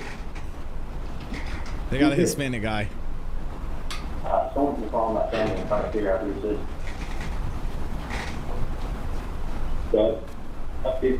In reference to what, man? In reference to what, Essie? Someone by the name of Sam called? Yeah, that's me, man. Alright, what's going on? Oh, this is wild. What's going on is my brother's Taco. Okay, my brother's Taco has not been taken care of. His family's not been taken care of. I talked to the thankless Taco. Why are you calling me? Who are you? I gave the number to a lady. I don't know Taco. Do you know Taco? No. You know Katie? They've been taken care of since the family's problem was taken care of up north. I don't know who you are. You don't? Well, This that's is one way, wild. because This one has got to time be a movie. I was a driver with Taco, and he told me the whole story. He told me nobody was taking care of him, nobody was taking care of his family. The family was taking care of Katie and Tuco, and nothing was taken care of with Taco. So we know what's going on. And Taco needs to be taken care of, do the right thing. The lady already heard the paperwork, she knows what I'm talking about. We know Katie, we know Tuco, we know he's taken care of. Let me look at No more fucking around, man. No more fucking around. This ain't going away. That's what you guys need to do the right thing for Taco. That's He my said brother, this. man. He said this ain't That's going my away. brother, and he needs to be taken care of. His family needs to be taken care of, just like Katie and Tuco have been taken care of. I've never met these people, but let me call you back, okay? That's bullshit, man. You know exactly what I'm talking about. You know this lady. I don't know your relationship with this lady, but we know what the fuck is going on. Just think about that, like, take care of Bethel, just like you take care of Katie and Houston, man. Wow. All right, this so is in that call, or insane. prior to that call, did Charlie Oh my Adelson hit star gosh. 67 in an effort to camouflage his number? He did. All right, and then when he hangs up from the undercover, who's the first person he calls? Catherine Katie. McMahon. How many calls does he make to her? At least 3, if I recall. All right, and does she eventually call back? She does. Is that our call GG? It is. Yes, ma'am. Publish GG, please. Oh, man. Oh, man. This is wild.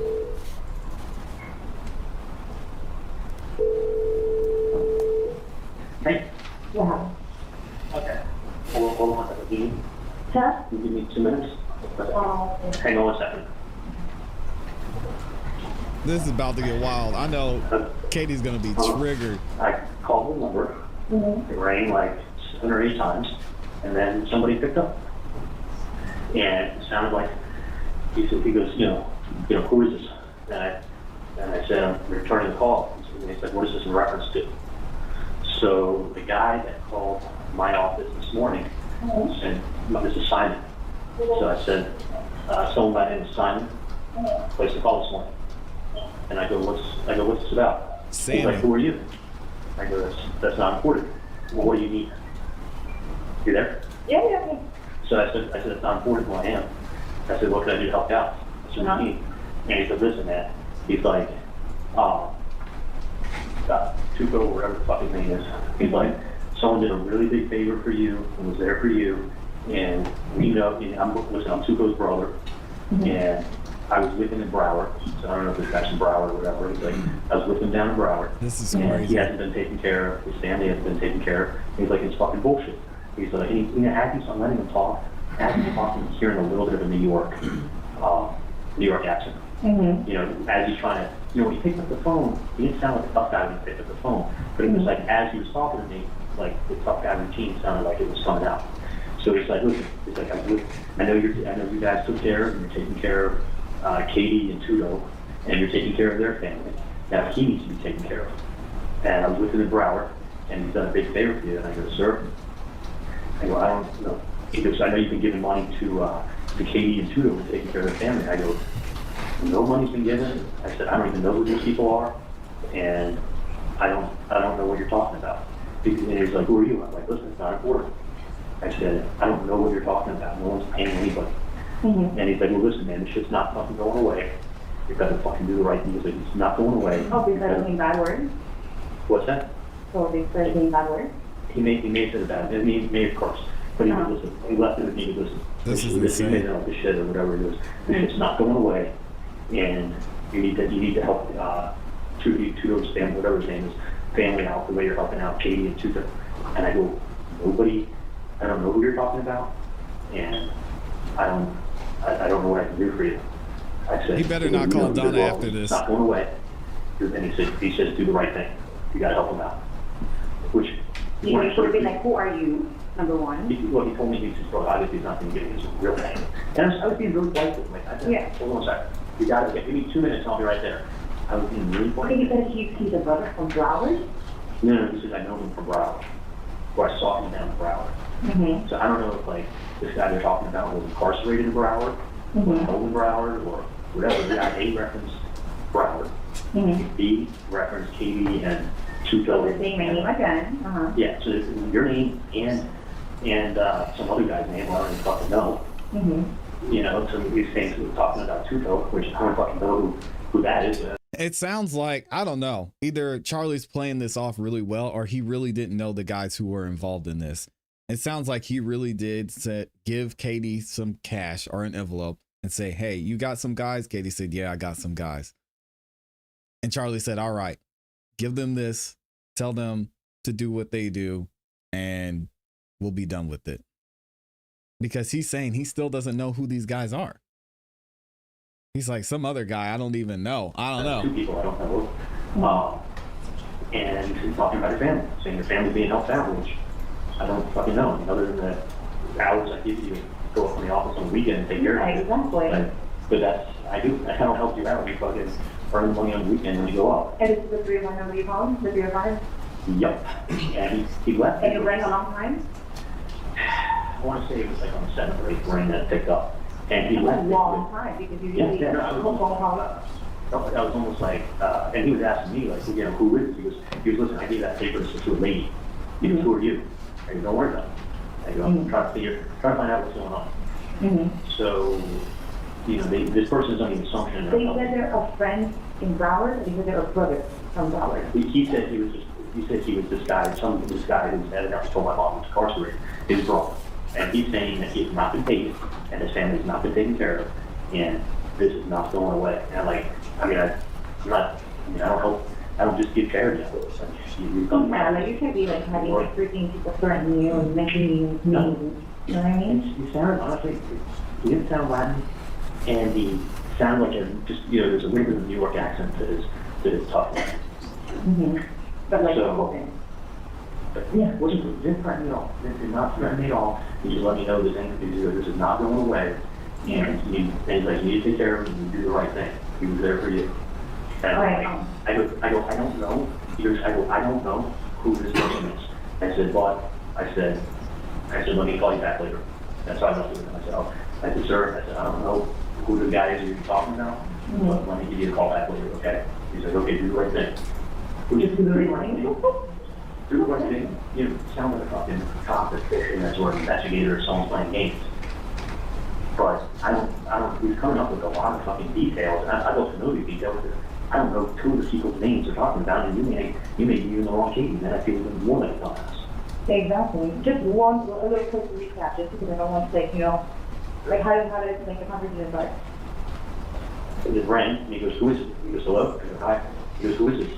And I go, I'm returning a phone call. And he goes, what is this in reference to? That's the exact word? Yep, what is this in reference to? Reference. So wow, version, I could be the word. Yeah, no, well spoken on my mom and he says, what is this in reference to?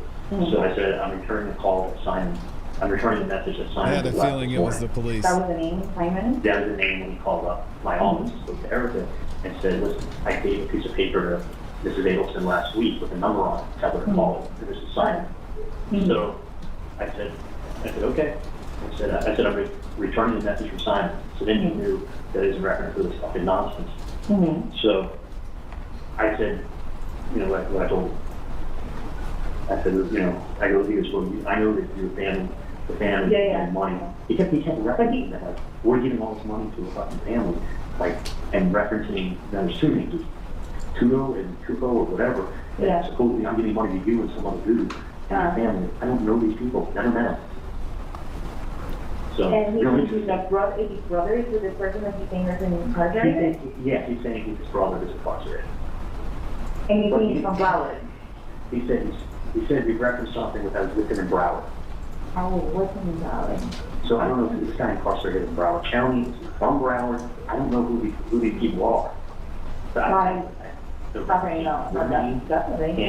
And your family, and so I don't know who the dude is that you're with, or if they're just making up names, or if I feel who should just go to the FBI and say, you know what, let's play phone tag. Exactly. So I don't, you know what I'm saying? No, it could have been like, while you're doing all this, right? Number one, I don't know what the fuck you're talking about. Well, he never said he was in a hurt, and he was, you know, I just wanted him to keep talking. And that's why I wanted. Let's see, what is this part they said here? So,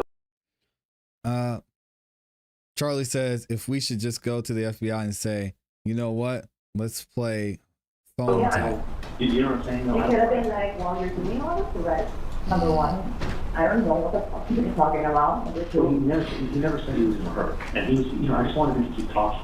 And that's why I wanted. Does he get a feeling of who the person is? Yeah, because he wasn't like, you know, he was wanting to know who I was, and I was kind of important. And when he left, he was I need him money, he has not been paid, his family hasn't been paid, that's fucking wrong, and he realizes it's wrong, and he goes, this ain't going away. He said, do the right thing, take care of him, he helps you out. I'm like, I don't know, I don't know. I don't know him. Did you call him Peter or what? Like, what does that mean? Listen, you know, patient? It's like you run across so many people every day. Listen, in 2 seconds, you read something in the newspaper, and then you Google the last name, and in 3 minutes, the homeless man today has the technology to know where you live, Let me go where you to work. Right, because there's not a calling me in, and I was in the end of that. Okay, let me find out what the fuck is referencing all of this. Well, So I will call that number. They're picking it up. Whether you want to call it or if you know a friend that you mentioned to tell someone to like stop the shit. 305-712 is 578, correct? 65, yeah, 305, 712, 65, 70. Trying to fix it. They need to know that I'm not, it's fucking stupid what they're doing. Like, there's nothing, I'm not paying anything. I think you pay something, you're just guilty. Yeah, no, the hell is that about? The only thing I want to do is collect my reward from the FBI. Of course, no, I want these people to go, I don't want these people to wait out for like a freaking, like, rent. Dude, you know what kind of vacation I could get with that money? Exactly. Right. Let me know when you're going. Alright, I'll talk to you later. Call me later. Okay. Wow. Who is the first person Magbanua contacts after this call with Charlie Adelson? Sigfredo Garcia. So now Katie's gonna call Sig to figure out This what's the going first on. time, I know that the undercover said Broward to Donna Adelson on the bump, right? That's correct. But is this the first time we're hearing the word Broward on the wire? It is, and specifically to Katie. And Luis Rivera was housed in Broward, right? He was, A correct. fact that would have been known by Catherine Magbanua. That's correct. Her and Sigfredo both would have known that. Right. And Charlie Adelson says the word Tuto on this call, right? He does. Tuto, we've learned throughout the course of this trial, is a nickname for Sigfredo Garcia. Yes, ma'am. Is there any evidence that Charlie did know who Tuto was before this call? Yes, ma'am, there was. Okay, so he had referenced Tuto in the text messages before, There were text messages where he referenced him. Yes, by knowing name. that that was Catherine Magbanua's child's father. That's correct. Wow. Okay. Let's go to HH. Is that a text message? Yes, ma'am. Okay, tell us about that text. It's a text from Katie to Catherine Magbanua to Sigfredo Garcia, and it's at 12:57, which is right a couple minutes after she hung up with Mr. Adelson. All right, what does the text say? It says, "Baby, call me when you can." Does she wait for him to call her when he can? No, she doesn't. All right, does she make a phone call, I? Yes, she did. Okay, and is able to get him? Correct. All right, let's play I, please.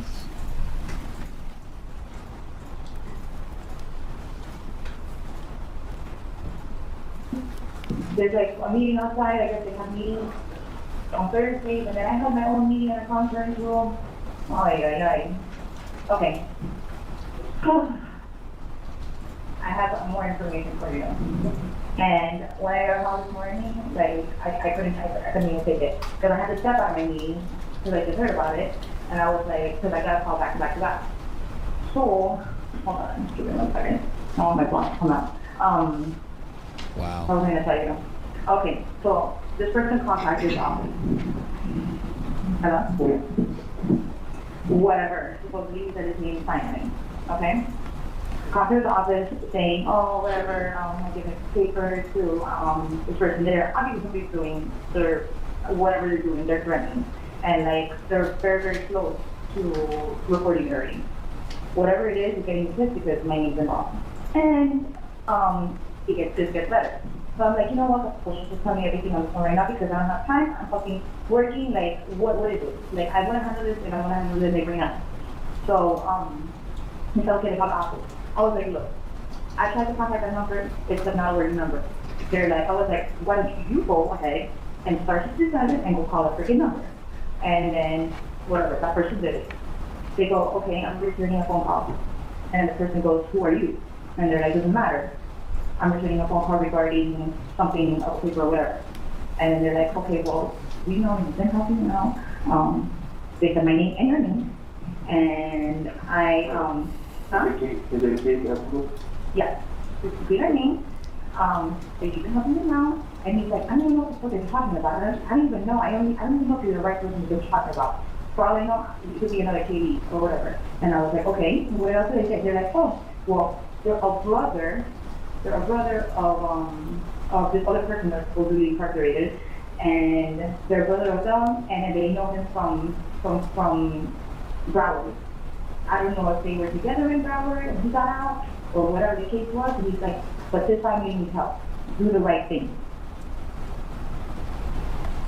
Like, the fact is, like, we know for a fact that you're helping out there. I'm like, helping who out? Yeah, I worked for you before, like, that's it. I was like, that's not helping me out, is he working for you? And I was like, I don't know what you're talking about. So, but they said, do the right thing. His name is supposed to be Simon. They're a brother of the person that is incarcerated, and they said that name. And this, I was like, no, this needs to stop. Like, this needs to stop. Because somebody's harassing me, somebody's harassing your family, and they're putting my name and then and that's the other person's name. It's getting too detailed. It's somebody that, you know, for sure. Yeah. For sure. He said that the person had, like, he's trying to get him to talk more. He's like, the person had, like, maybe a New York accent. Some of the words was a little bit, you know, like, he wasn't threatening at all. He was just saying, it's time for you to help out this person and their family, because he needs it. Because we know that here's What person, what family? What person, what family? This Sato and his family, because they need it. And then before and he goes, I know what you're talking about. And the person goes, well, do the right thing. Did you tell her, listen, you gotta keep asking me where it's my cops? That's what I said. I was like, why didn't you just think that? Oh no, the person said this is not gonna end. Do the right thing. Did you get the information? Where you want me to leave it? Get the phone number. I don't know, just give me our numbers. No. 305-712-6570. They picked up. They were so sloppy, man. Because I was getting tired of it. I don't know what's happening over there. 712-6570. No. 305-712-712-6570. That's what I said. Fuck, this is Instagram. There's obviously no somebody. They're putting my name, they're putting your name, they're putting, and they're for that family. Okay? Right. Are you going on right now? 712-6760. No. Specifically, right? That's good. No, I don't want to. 712-6570. Did they have a wiretap for Tuto? So here we've got Sigfredo Garcia, the shooter, suggesting calling the cops. Anybody do it? No, they did not. Okay. What happens next? Which is odd. Sigfredo calls Catherine back at 1:46. Actually, there was a hang-up call to the undercover, I believe. I think Nope, that's sorry. after KK. That was, sorry, I got my time mixed up. All right, so this JJ. is just about 20 minutes later, we get another call between Garcia and Magbanua. That's correct. All right, It's at can we- 1:46 p.m. Okay, publish JJ, please.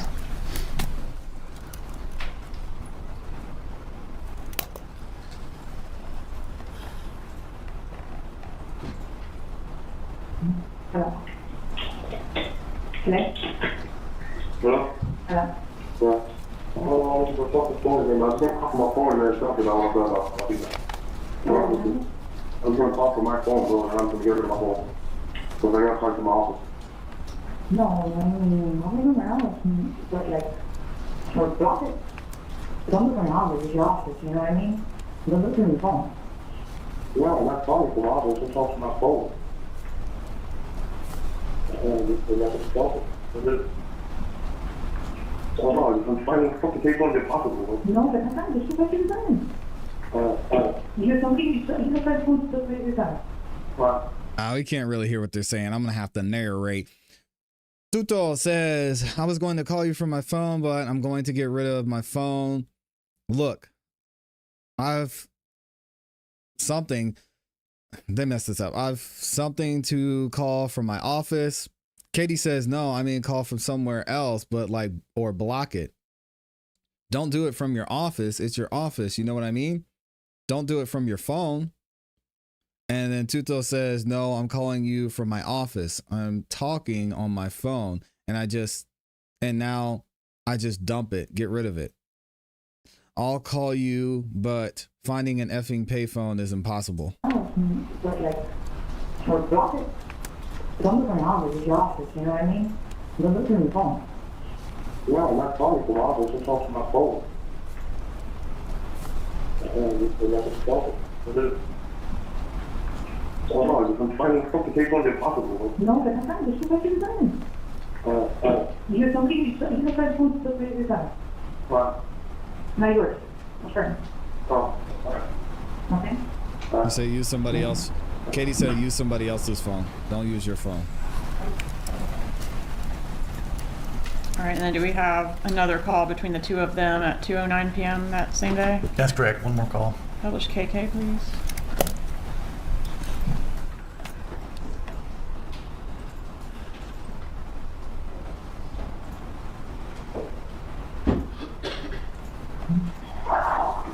Oh, 305, 712-6570. You sure that's the number, right?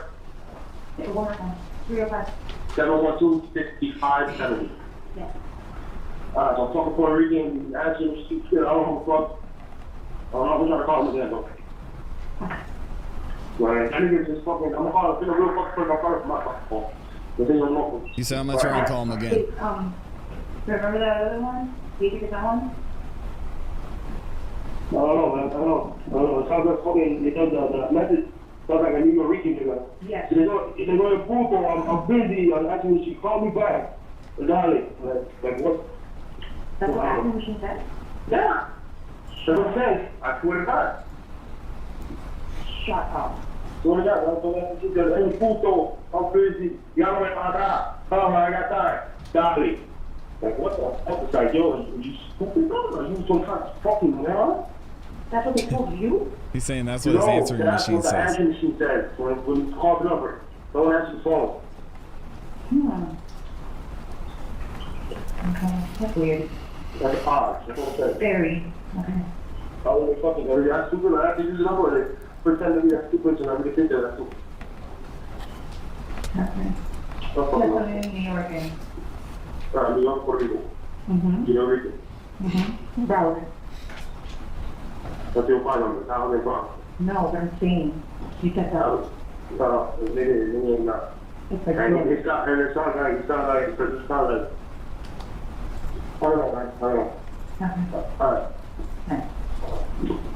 He said they need to get somebody with the better Puerto All right, so we Rican do have accent. one hang-up call to the undercover around this time, right? We did.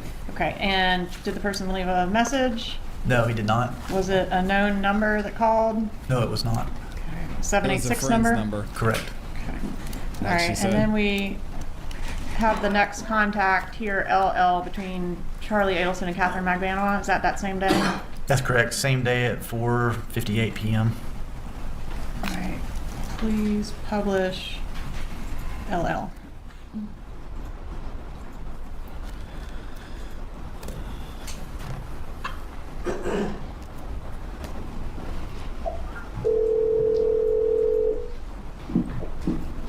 Hello? Hello? Hey. Hello? Yeah, here. Yeah. Hold on. Okay. Hold on, give me 2 seconds. Let me just log on. Thank you. Okay. So weird. I called the number, right? And like the answering machine, Uh-oh. it was an answering machine now. Like, what the fuck? Like some ghetto guy, like, talking on answering machine, and said, what are they going to use? Like, Yes, the machine don't spoke to you. no. Like, then to go. And like, what were they talking on? And then my answering machine, all of a sudden, I don't know, like, because I can't hardly remember, that's what I had to like, find out for me, you know? And it was like, they said, I don't know if they said their name was whatever, that Hugo or Taco or whatever shit. They said So on the Katie's answering saying machine. it like she called. All of a sudden. Now But she I didn't. have an answering machine. Like a voicemail, I mean. What's the voicemail saying?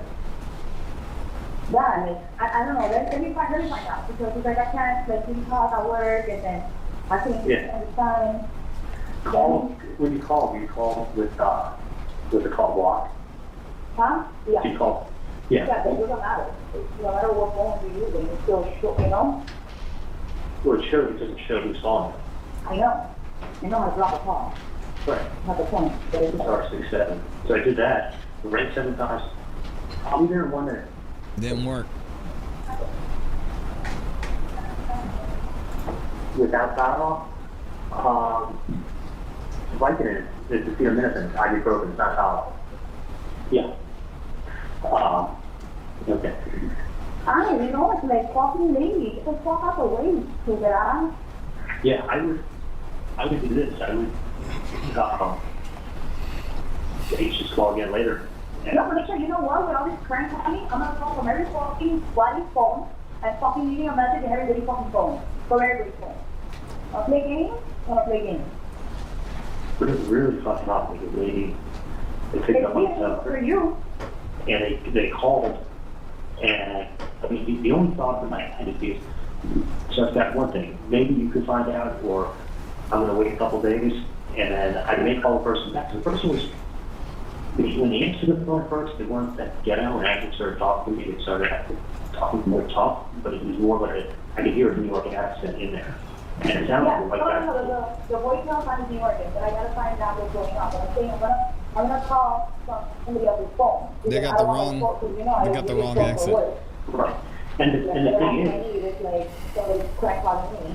right, the one thing to do is either maybe that person will want to keep someone and talk to them about what their issue is, or I want to ask them. You know, they're gonna have an issue because you don't just go threatening people filling out needs. They're saying that I'm helping a Katie, or not me, but Thank you, my Katie. family's helping a Katie and her family, and some other guy that's maybe able to speak, and I'm like, who's that? Never met these people. He goes, well, you not, but the family has been, and they've been helping them out, her and her family, and this other. You haven't met, but then they're like, it makes no sense. But he's like, could she ask me who I was? And I was like, none of your business. So I was almost, in hindsight, what I should have said was, because I have a big, because this is a big family, there's lots of cousins. Yeah. Who in my, because the Adelson family is a big family. So what I should have said to the guys, who in my family, who in the Adelson family owed somebody money, even me? Yeah, of course. Even me, and then I will go to that person in that family and say, who did you not pay? I want to know the name. I want to know the name. The only name that keeps throwing out is that this Adelson family is helping out Katie and some guy named T and their family, and this guy needs your help, and it's not right. And he's like, this problem's not going away. He's not going away. He's like, it's Okay, fucked up that's that you're not helping. right there. That's fucked up that you're not helping. Like, who the fuck are you? Like, who are you? Listen, he called me someone up and be like, yeah, no, you told Jack, hey, you didn't pay me. Okay, well, that's tough. You didn't tell Jack. This is the wrong example. Like, what does that have to do with anything? I don't get it. You always use that example. I don't get it. Because JFK and I didn't do it 63. And you weren't born then. My point is that I had nothing to do with any of this craziness. I want to know who in my family owed somebody money. Because I'm going to go to that person and say, what's going on? And that's the next conversation I have with this person is going to be me, if it comes to it, me saying, who owes money? If someone owes money, you can give me a name. They're like, Yeah, exactly. You need to say, where do you want to be?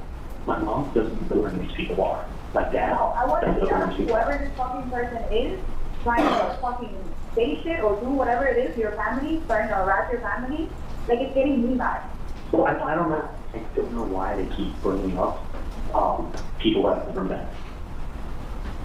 That's That's why it's like, who are you? Number one, okay, you need something. Who are you then? What's your real name? What's your address? Who do you have a problem with? yeah. Who in my family owes you money? And don't say the last name because I'm going to go to that person and tell them if you owe this person money, what is it about? Number one, and then I'm going to tell them to pay. But you have to tell me who to go talk to. Not like, oh, Yeah, this is Katie and Charlie. Well, guess what? That's like saying someone's the last name. Calling your Rodriguez. office and shit. Like, Yeah, someone's last name Rodriguez. It's like, well, give me the fucking first name. And I will go talk to if it was my brother. If it was behind it, I'm going to fucking find it out. I mean, fuck, it was my brother. I'll find out if it was one of them. My brother's a piece of shit. So I'm saying, like, he's leaving me of who owes your friend's family money. And this guy said to me, he said, listen, I was with him up in Broward. You know, everything that went on. I was up with him in Broward. Like, I Something don't about, understand. yeah, something about I was Broward. with him in Broward. I don't know if some guy was He's a talking family about. member, but he said he's a family member. He said it Oh, somebody was, was incarcerated. he said it was that guy was Tuco or whatever he called it. He said, I'm his brother. I was with him up in Broward and he told me what everything had happened. That's exactly Who what was he said. up with him in Broward? I don't know what he was. That happened. I don't know if he was in jail with him, visiting in jail. Like, we need to like fucking get, like, if people just can be fucking Googling shit or whatever it is, Well, and that's, and You got a temper on exactly. But the only reason I'm going to bother calling you is because it's wanted to talk about you. Or if I just pick one person, then I can feel What's even up, more. Kelville? This person doesn't matter. Like, you're still harassing my fucking family. And I want to stop. When you meet someone face to face on the street, when you send them a letter, and then when you start calling their office, the next call is to the FBI. Exactly. No, I agree. And my I thing would is this. personally go there. I don't want anyone to go to jail. Because, you know, people get mad when they go to jail and they feel like it's somebody back. Same reason when my kids' TV got stolen, I don't even care who fucking stole it. I didn't care, give my money back, it sucks, it got stolen, move on. I wouldn't want to catch the guy who stole my gas fee. Why? Granddad, I don't want to put anyone in jail in the middle of a fucking room. Okay, but you know what? If this person keeps fucking saying shit, then they need to start giving information. They need to start saying something instead of They need to tell me who owes the money. Not a fucking psychic. Nobody's a psychic. Yeah, I mean, a family's not lost the numbers. So, or it could have been a car one, it could have been my father. Like, who owes the money? And I will call And that what person. money? Like, you know, I can find anybody saying, do that. Like, because my phone back, like, I'm over there and this. I'm just curious to see who's still interested in your family and what's going on. That's why. It's like, that's why you're tipping me off. It's like, why am I being thrown into something? If they weren't talking about you and some other guy as well, his name goes by T, you know, everyone goes by T today. But whatever the guy's other name is, he said it so quick, I don't remember. But if he wasn't talking about you, your name, and then some other guy whose name is But T. you're just saying too much now. I don't even know what the fuck you're saying. That's what I'm repeating to you what the guy said. I know I did it the first time. But that's the only reason. I know It's that's becoming repetitive and like, it's become nonsense. What's up, the only Grace? reason I called you is because this guy's blowing you guys up, which has nothing. I know a million people that search for the feed. I know a million. I know a teacher, a freaking Taco, a freaking bro. Everybody has a nickname. Like, So that I think I called the guy Simon or Sammy or I don't really know what the fuck I Of called. course I don't it's know what I not called that. it. It's such a fucking white person's name. But then when I told my mom I called Simon, I'm like, it was Sam. They go, well, it began with an S. I thought they were. Now it's Sammy. And I was like, oh, Sammy. What is your last name? What is your address? So I can send your mother a fucking letter. Or meet your mother in the freaking middle of the street. Yeah. Yeah. That's That's gonna fine. be the next song. Yep. That's fine. Alright. What's his problem? Because he's about to have a big problem. He's gonna have a fucking business problem. He doesn't have Yeah. no problem. And I'm going, oh my god, I am the fucking wrong person. God forgive him that he fucking said the wrong fucking name. Because now it's my business. I'll give you the name next time as a reference. I hate that shit. By the way, did you ever I fucked pick this that up for package? no reason. You never picked up the package, did you? I mean, when I'm focused on all the way over here, like I gotta get my kids. I'm trying to figure out if I can go up like later on. What package? Okay. Let me know. But I have What's a up? package. I'm still here. I'm probably going to be here in an hour. Yeah, but I mean, you're gonna be home, right? Yeah, I'll be home. I should go by 7. Okay, we're leaving you halfway, and I'm just, I know. Okay. I forgot. I gotta tell you stuff about work anyway. I have a lot of shit that I have to tell you about work. Yeah, I'm getting down reviews on live studio work on it too. But let me, I don't have to go to review. What are you talking about? I know. Exactly. Let me call you.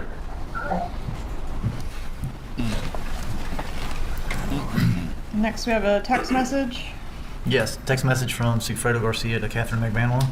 and that's labeled MM. What is the content of MM? He says, I called 3 times, no answer, and I did not leave a message. Is there any evidence that anyone called 3 times to the undercover phone? No, there's not. All right, and then we go to NN. That's Catherine McManwell to Charles Adelson at 7:49, that same date, PM. And case Oh, we've it's getting lost good, track of the Kay. date, that's going to be April 28th of 2016. Correct. Publish NN, please.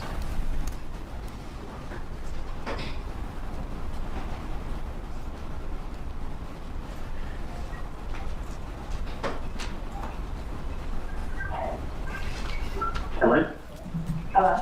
Hey, what's going on?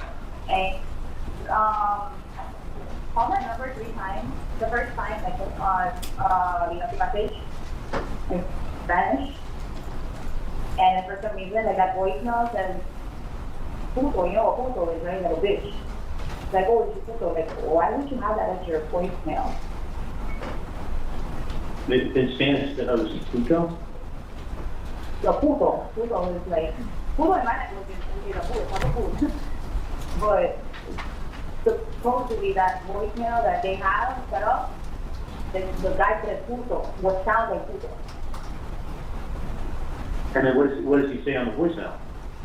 Like it's something in Spanish. Like you read puto or whatever, and it's in Spanish. So he left a message in Spanish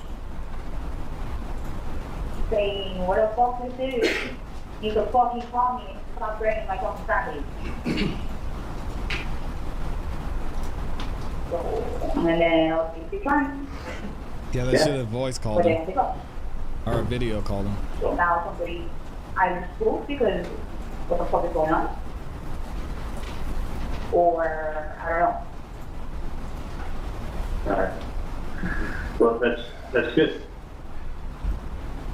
That's good. The person's gonna. Like all the things are like running in my head because it's like with the names that you're saying and like maybe it's like somebody trying to like be like, you know, try to be an informant or something or whatever.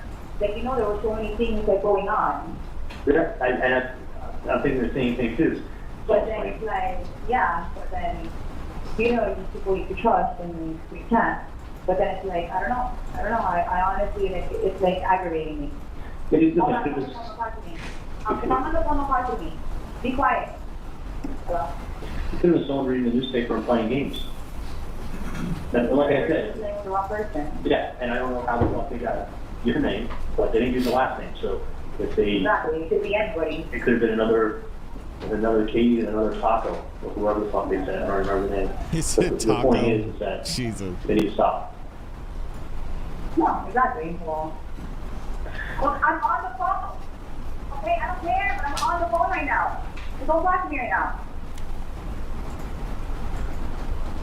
Like I'm boiling so right now. Like you don't understand. Like it's pissing me off. Like pick up the fucking phone. Yeah. Like now you don't want to pick up the phone. You want to dress, but you don't want to pick up the phone. Yeah. So it's one of two things. Yeah, no, I got you with that. And I just, fucking call it, Basically, he said, hey, you're messing over my family, and if you don't stop, we're not a problem. It's Spanish. So whoever it is, they're gonna have a He problem wasn't with scared. us no matter what. you're gonna have a problem with me. So what? You're gonna have a problem with me too. I mean, Exactly. listen, you're Whoever it is, going, they're gonna have a problem with either one of us, or even if I'm in this or not. dude, you're coming up to my fucking mom on the street. Then you're sending letters to their house. Then you're fucking calling my dad's office. The office. You have to just that's 3 times. Like No. when she was living, my friend was my friend, and I was like, look, can you do me this favor? Because it's like, I'm not a guy, I don't know what it's me, they're talking about, and then he's like, that's some fucked up shit. Yeah. And it's like, don't worry, no matter what, like, whatever it is, like, I'm gonna handle it. Point blank. Yeah. Well, I feel better. I definitely feel better. I apologize for not getting a Hallmark card, but I got a little something, so. It's like right now I'm about to go to like 15, like I'm taking a Zumba classes, I'm on edge, like you don't understand, it's like I want to punch somebody in the face so bad. Picture yourself. One thing is like when somebody, I understand it, like you for your parents, and Don't talk to my parents, exactly. Like my parents are fucking old, like dude, Like, it's doing the rest, that's why, like my parents is putting that part. Doesn't matter, man. You went down this road. Somebody doing this to my mom, doing this to your mom. Can't cry now. I've gone angry. He's like, look, I don't know what it is, I don't want to get into anybody's business, you know, but if they did mention your name, I don't like that, and it's going to be handled.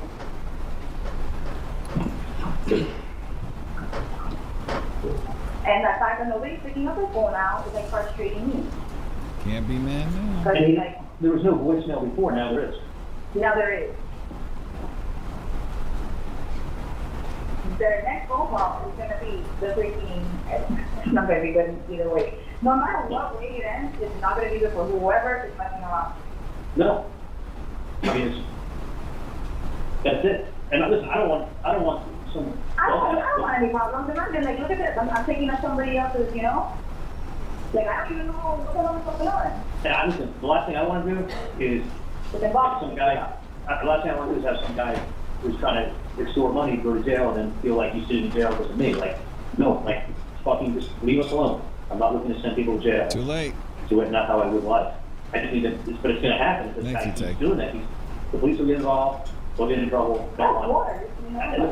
Especially, you can be calling to these business. What's wrong with people? Well, you can't be sending letters, you can't be showing up on the street. You can't Exactly. be, like, I what don't I'm know, gonna, but that's like something. That's like, what, it's like a stuff, like, what do you got, like, you know, or it could be someone like thinking like, but the fact that this is it. The next step also, I'm thinking is in a couple of days, I'll tell the person, hey, do you need a name of someone in this family that owes you money? Because I'm gonna go pay them a visit. Give me a name. Is it my brother? Is it Robert? And I'll take care of it. Yeah, and I will see that if someone owes somebody money, they will pay, but you gotta give me a name because you're talking to the wrong people. Exactly. You're And trying frankly, to other people, these people. yeah, I mean, Like, who are you? Katie, I have cousins. I've got a huge family. I gotta go in there. My kids are like, you know, they're sponges. They hear everything, and I'm very upset. Do you want me to try to meet up with you, or do you want me to just leave it for you to pick up tomorrow? Yeah, if you can. Do you want me to try to meet up with you? I want to if you can, but if you can't, I'll probably make it out of here. Okay, I was just gonna work out. Yeah, I know Tell what me, I'm trying to do because, like, I can't, I have to go off the street, but I can't. go work out and call me when And then I'll just have to work out, imagine. do what? And I'll just have to work out. And then I'm just, I have really, 4 years of your time, 4 years of your time. Take a jacket, hold on, sorry. Don't ever walk on yourself, you know that. You know better than that. Okay. Alright, hit me up. It's okay, baby. Meet you, or you'll pick it up tomorrow. Okay, hold on. I'll call you in like an hour, just like an hour left. Okay, call me in an hour. Bye. All right, then the next call we have is 00. Can you set that one up for us, please? This is Charles Adelson to Donna Adelson at 9:47 p.m. that same date on the 28th. We're going to get into Please cross-examination publish 00. here We've got shortly. A couple different clips because it's quite a long call.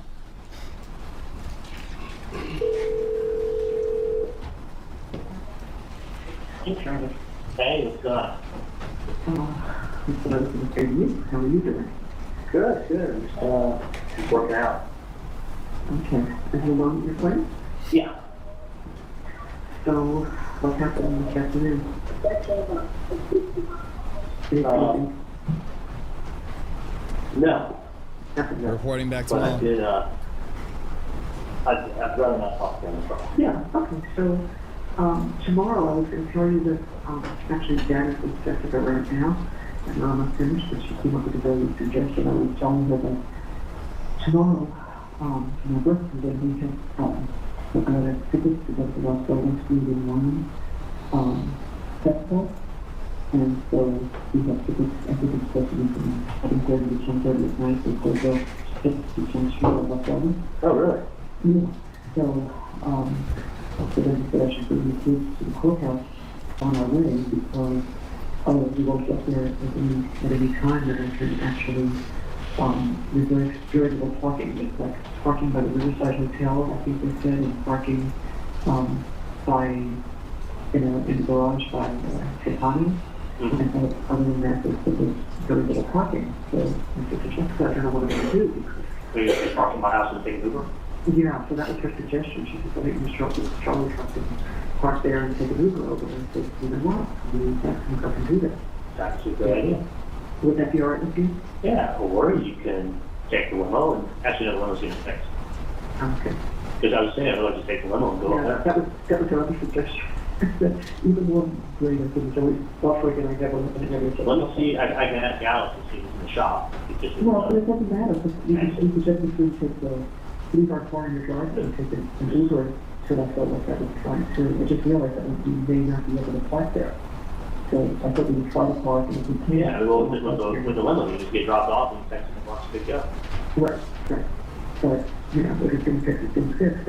If we can't get parking spot, you won't. Yeah, either that or just park the house. Okay, I just wanted to verify that was okay. If we could get it. So where are you going to be tomorrow? Number of times. Okay. I'm We saw different every day. Yeah.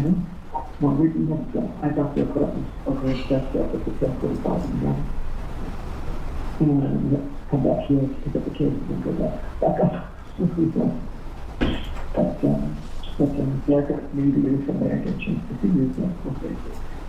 Sounds like you need to get you working. Yeah. No, I mean, nothing big. I gotta say, I think I'm about, I'll tell you what it is, right? It's fine. So maybe, if you're at the point and there's a chance that we can come by either on our way down or on our way back, you'll text me an address. The only problem is I want to stop. I mean, I'll tell you where I am. I'm at Memorial Hospital. So there's like zero parking. I have to come downstairs. I remember. It's not so easy to come out.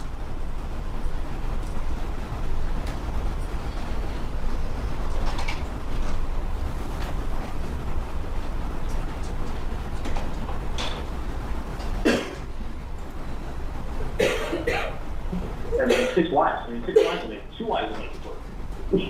And he was married 6 times, 10 kids, and 34 grandchildren, and like 10 great grandchildren. So, so I'll tell you something I see, but it's nothing, nothing new. And someone, I'll tell you what I see. Yeah, we'll talk later.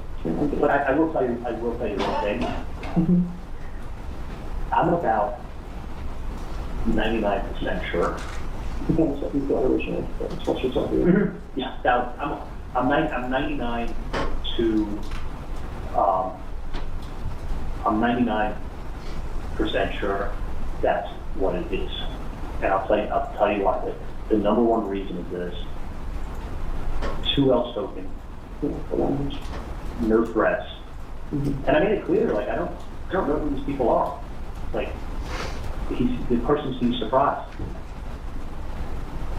I mean, really? He's like, really? I go, yeah. I'm like, listen, I don't know who these people are that you're talking about. So, and then he took the route of like, you're like, you got to take care of so and so. You're taking care of this family. I go, don't taking care of anyone. I said, he left it with me to do the right thing. That's not language. No. That's when someone says do the right thing. And I'm going to tell you something.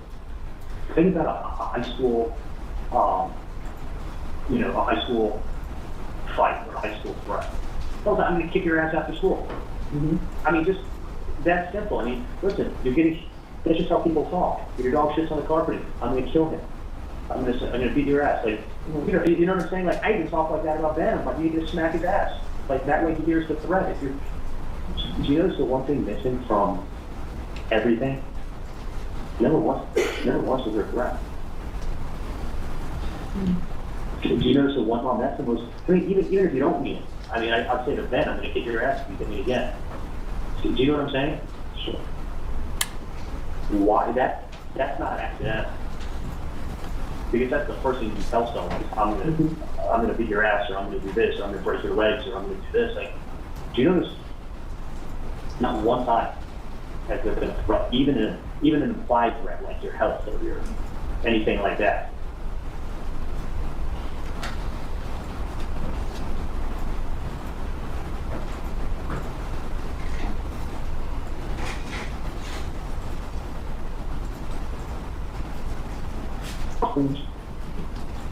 So it's, just people. But no, the other thing, I am so sure that and it makes complete sense, given a couple of things. One, the timeline. 2 years later, I mean, you have to understand, they want, and listen, if I had any information, I would talk. I would help out. I don't have it. But you gotta understand, without a question, I would be beyond shocked that the family doesn't hire their own private investigators. Okay. I would be beyond shocked. But really, what are they gonna do? They're not gonna be able to go knock on a door and go, hey, did you do this? Oh, okay. Just thought I'd stop by and ask. They have to come up with a plan that's going to stir the pot, so that if there is something going on, like what are they looking to achieve? What are they looking to, you gotta say to yourself, what are they looking to get out of doing this nonsense? If it's money, I'll be shocked. Because the way you collect money is you go to someone and you tell them what you're gonna do to them, and you give them 48 hours, and you tell them where to meet somebody, who's gonna drop it off, and if there's any nonsense, this X, Y, and Z is gonna happen to you. That's it. And if you can get one of us, you can get one of us, but someone else will take you out. Like it's done with Those such are Danny's parents precision over there sleeping. and being ruthless. Do you know what I'm saying? So what happens is it squeezes somebody, and they don't have a choice to think straight, and they just go in to give you the money. Do you know what I'm saying? Like even if you're innocent, it's like someone saying to me, listen, I'm going to the board of dentistry tomorrow. They must be walking into that office and write me that check. I am writing to the board of dentistry tonight when I go home and filing my complaint, and I will sue you tomorrow. I promise you, if you don't write that check back. It puts you on the fence real quick. And remember that lady whose mom wanted the whole case, like I want to refund this percent, and she goes, I want the money for everything. And I said, we already agreed that I'd give you the money for whatever failed. And she goes, well, but now that I was 15, yes. She goes, no, I want the money for absolutely everything. I already spoke to my attorney. There will be a lawsuit filed and a board complaint filed before the end of this week if I'm not able to pick up that check. Do you understand? And listen, the work was fine. Over half the work took. What do you think I did? I wrote the check. Yeah, what was the obligation, actually? So, but I'm thinking to myself, these people aren't looking for a check. They're not. What do they want you to do? What's the one thing they want? Well, they know what they want, but I mean, There's nothing. the wrong truth. It's not. I got it, but they don't know that. So what do you think the one thing they want? They want everybody to start talking.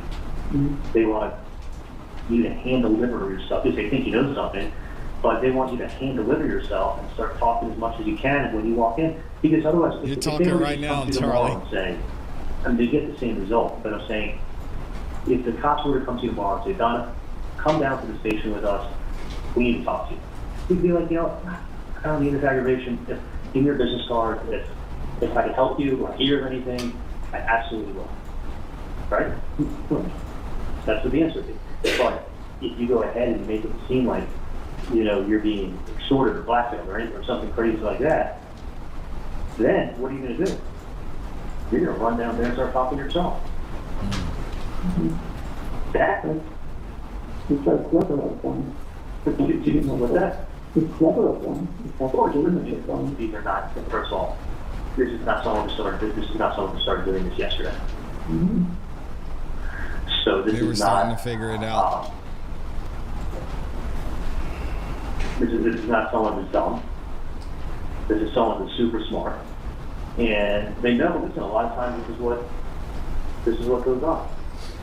There's someone comes, but it's real odd that it's a year. The amount of time that's passed is insane. I mean, it would be like having a dental office and be like, I didn't get paid on a case from 4 years ago. Let me turn over collection. Like 4 years ago, how do you not realize that you weren't paid on a big case that you did 4 years ago? I mean, none of it makes any sense. I mean, that's why I think it's more that without a death. The lack of threats.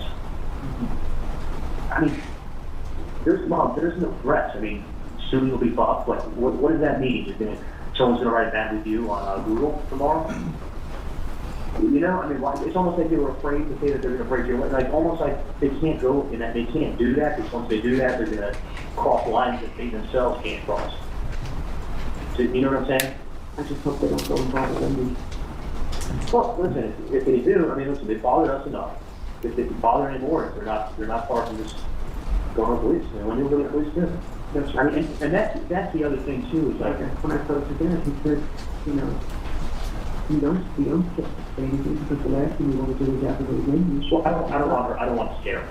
I know. She was scared from day one. She's finally over being scared. Right. And she heard that she would be beside herself. Absolutely. And the thing is, Mom, is that everybody handles every situation differently. It's like somebody has a death in the family, and if they don't act devastated and everything else, well, it doesn't mean that they have to be responsible for it. No, I mean, everybody handles tragedy differently, or confrontation. I mean, some people, it's like fight or flight. I mean, some people are confrontational, some people are having a day, some people just turn their back and walk away. Some like people you being worry. right now. You get, and none of them, and who's to say what's right and who's to say what's wrong? No, nothing. Everybody's different. There is nothing. But that's what my original feeling and the police, but that's going to protect Wendy. Yeah, I don't want Wendy to then get stressed and not then worry about her safety. Right. So That's what keeping from her. I don't want her to be stressed. And, hopefully what I need to do to just stop. well, it's funny. I called Katie and I said to her, listen, I said, you're the only Katie I know. I know of other Katies. But I've known you a long time. I don't know if they keep referencing you and I told her, so if I'm wrong, and if they're referencing somebody else, if it is a common last name or common first name, I said, they didn't tell me last name. And I said, if you're the wrong person, and I feel horrible that they're trying to bring you into this or whatever. But she told me she had somebody call, and the voicemail wasn't set up before, and then she called a couple times actually. She locked her number, she called a couple times, and then it was on and then the voicemail was set up, and it was in Spanish. So she has a friend of hers who left a message for that person. I think it was a guy that she had called. I don't know for sure, but I think the guy was not very happy, and let the person know it on their voicemail, and basically told them on the voicemail basically you need to stop running your mouth, or you're going to be having a very, very, very, very big problem, and ask that person to give them a call. That's kind of the message I got this afternoon. Mm-hmm. And supposedly her friend was very angry, very, very angry. And the voicemail was in Spanish, the person spoke to in Spanish. She basically told the person that what they got coming to them and just call back if they did have a good word with them. So that's what I heard this afternoon. Mm-hmm. So, but it's definitely, when I spoke to the person, it definitely had a New York accent. Yeah. This guy's Oh, yeah. No, it's not. talking. And then that person was the same voice on the voicemail. So I think that it's somebody playing games and fishing, because it's the same guy. It's not, and the person's doing an awful bad job of hiding who they are. You gotta remember something too. Somebody's gonna do something. They don't. When they come to you, they're going to come to you with hat and glasses. They don't want you to see who they are. The whole thing that I told you before, it doesn't have to. If you look at, there's 15 different things from the language, the fact that there's no threats, the fact that the person's using devices that they can easily be traced to, the fact that the person's language. The last thing they said to me was do the right thing. Mm-hmm. That is not. Yeah. That's to do the right thing. What is this, like a state school speech? Do the right thing. And the person wasn't angry. I mean, they were pretty calm talking to me. I was real nice to them, and I said, listen, the truth is, I'm trying to figure out what's going on, what's this about. But I don't. I think it's a bunch of nonsense, and I don't want to scare Wendy. It's FBI. If they do approach her, then at that point, that point she's going to the police. Okay. Let me let you go work out. I thought you find that interesting. Yeah. Yeah. Do you find it a little interesting, or not really? Oh, yeah. So, yeah, I mean, it's not, trust me, someone telling you to do the right thing, that's when someone's appealing to your sensitive. Charlie thought he had it all figured out, didn't he? Do the right thing, and they say, come on, help me out. People, I mean, if they are who they say they are, they don't appeal to your good nature and say, come on, help me out. They want to get dialogue going. And I told them, I'm like, we don't help anybody out that I know of. Because they're not helping anyone out. They're pretty much a loss of what these calls are about. And he was like, you don't know who they don't know who any of these people are? And he's like, I'm like, sorry. So, but you know, the next thing will be, we'll see what happens. A couple days from now, if I have to, I'll reach out again to this person and ask them, because I gotta say, I'm curious to know who from my family has this, whoever this guy is that he's saying he knows, spoke to. That's why I think it's also nonsense. They thought it was Wendy. Yeah, no, and because what I want to know is, you know, I mean, obviously we have cousins, we have close family friends, we have, you know, I got a brother up in New York, but like, I wanted.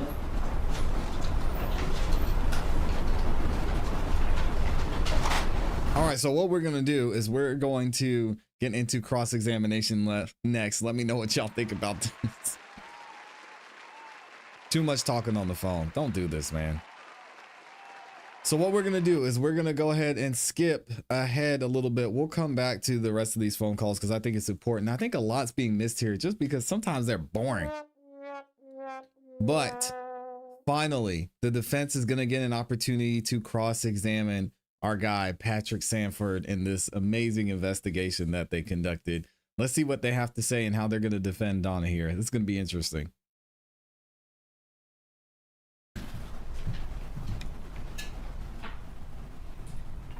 How are y'all feeling about this so far?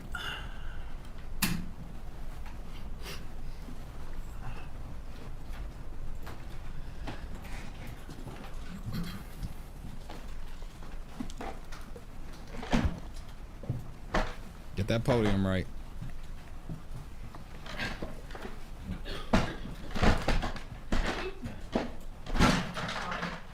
Trip over that. I tried to approach you, so I'm trying to get in front of it.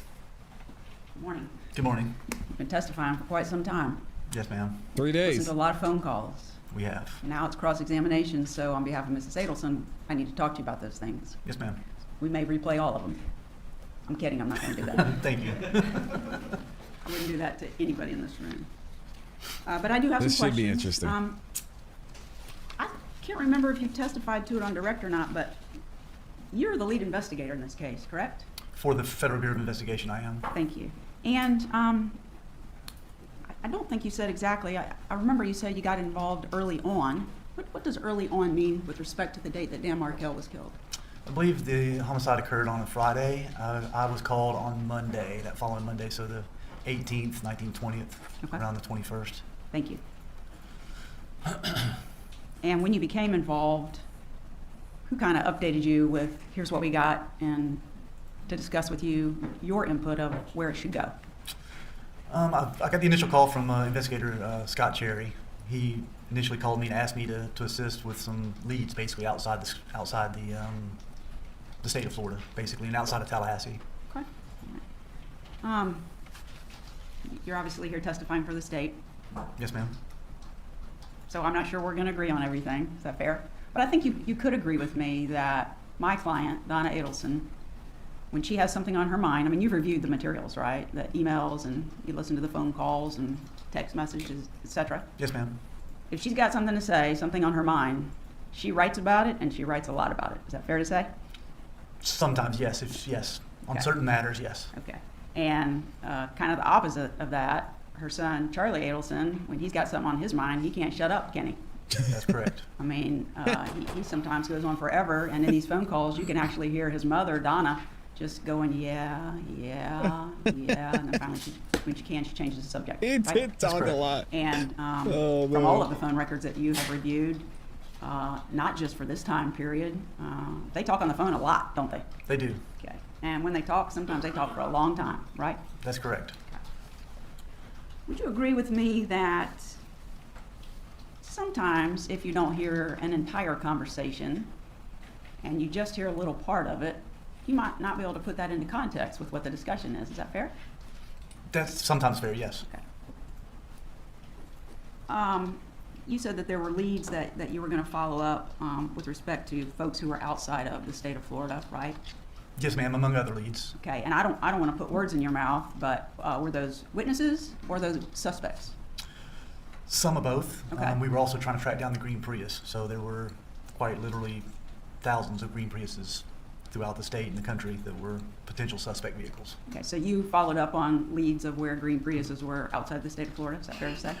Outside and inside. Okay. Outside of Tallahassee is fair to say. Okay, all right. Let's see here. Just some notes about some of the calls. Would you agree that there were several times in those calls where people were talking about traffic, how heavy the traffic was in one location or another? I think Katie does it some and Charlie does it some. Do you recall that? Talking about traffic in South Florida? Yes. Yes, ma'am. Okay.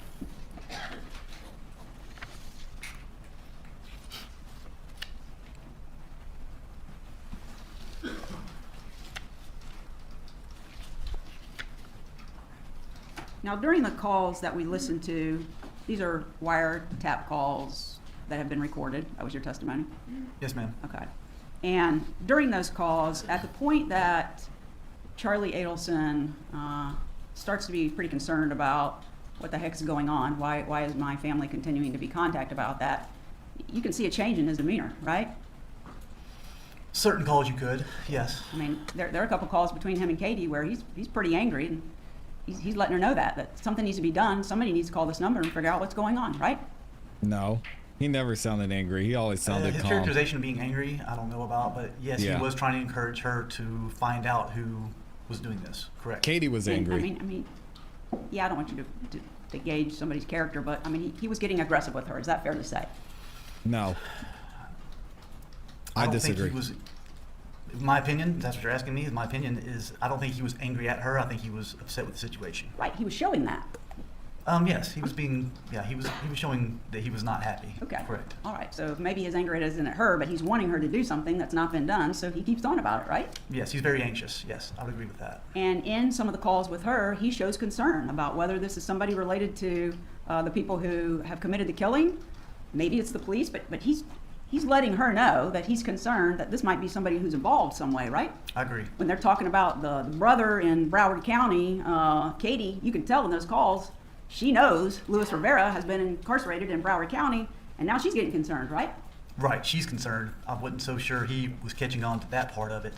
Yeah, not that it was Luis Rivera, but Right. but he was concerned about it, and then she became concerned about it. That's correct. And his discussions about being worried about it, those were with Katie, correct? That's correct. When he talks to his mother, he's always reassuring her everything's fine. Sometimes it's 99% sure, 100% sure, 1,000% sure. He's got all these percentages, but he's telling his mother there's nothing to worry about. Nobody's coming after you. You're okay. That's correct. Okay.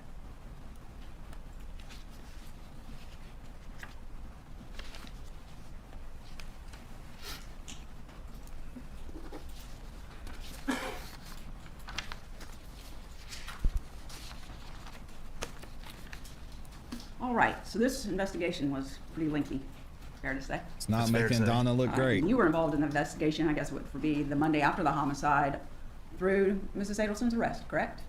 Going through today, yes, ma'am. Okay. We want to talk about the period from when Danny Markell was killed. I should say we want to talk about, my questions are going to relate to from the date that Danny Markell was killed through the date of her arrest. Okay. And I know you got records, some people's records, phone records, et cetera, that were from prior to Danny being killed, correct? Correct. Emails, et cetera. Correct. And my questioning will address those as well, okay? Okay. Okay. I want to ask you a question. You have testified about getting a wiretap, right? I didn't personally get the wiretap, but I've testified about the wiretap. Correct. One was obtained in this case. That's correct. And when I say in this case, I'm not referring to Donna Adelson. I'm referring to there's a lot of co-conspirators that are alleged, right? Correct. And wiretaps were approved by the court for 2 people in the case, correct? Yes, ma'am. So the only wiretaps you got from the date of Danny Markell's homicide through Mrs. Adelson being arrested were on Charlie Adelson, correct? Correct. And Catherine Magbanowa, right? The only ones we got on this case were. That's Okay. correct. All right. And in this case, I mean, who I just included. I mean, you testified Luis Rivera was arrested, correct? Correct. And he entered a plea deal, Correct. okay? And Sigfredo Garcia, the one who did the killing, he was arrested. That's correct. And convicted. And we'll go back to that in a minute. Then you got who? Charlie Adelson, and Catherine Magbanawa, right? That's correct. And then Got 'em all. you have Mrs. Adelson, who's been charged, correct? Correct. So of those 5 people, the only wiretaps you ever got were on Charlie Adelson and Catherine Magbanawa, correct? That's correct. There was a previous wiretap on Luis Rivera. Okay, all right. When you say previous, what is that time period? That was in 2014 and I think went into 2015. Okay. So it was one wiretap that you got that was extended. It was not our wiretap. It was a different agency's wiretap that were investigating him for the crime that he was incarcerated for. Okay, not for this case. Not for this case, Okay. correct. But there were available recordings that we reviewed Okay. of his wiretap Okay, all right. that assisted us with this investigation. Okay, thank you. And to get a wiretap, there's a process you have to go through, right? Correct. An affidavit or basically showing probable cause has to be submitted to the court, correct? That's correct. A petition for a wiretap has to be submitted to the court. Yes. And the court reviews it, and if the court approves it based on the probable cause and the petition, here in this case, it was granted twice, right? That's correct. And in what has to be shown in this affidavit is probable cause, right? Correct. And what is your working knowledge of what probable cause means? My working knowledge? Yes, sir. It's evidence that is built upon, that is shows a pattern of what can be beyond a reasonable doubt. Not beyond a reasonable doubt, but brings upon reasonable suspicion upon something. Okay, great. So I'm glad you clarified that. A probable cause affidavit is basically you have evidence that a crime has been committed, correct? Correct. And the particular person who's the suspect in that affidavit is probably the person who committed the crime. Is that kind of a fair way to say it? That's one way to say it, yes. Okay, all right. Not beyond a reasonable doubt. No, not beyond reasonable doubt. Okay, and when you get an arrest warrant, it's the same thing. It's just probable cause, correct? Correct. Not beyond reasonable doubt. That's correct. Okay.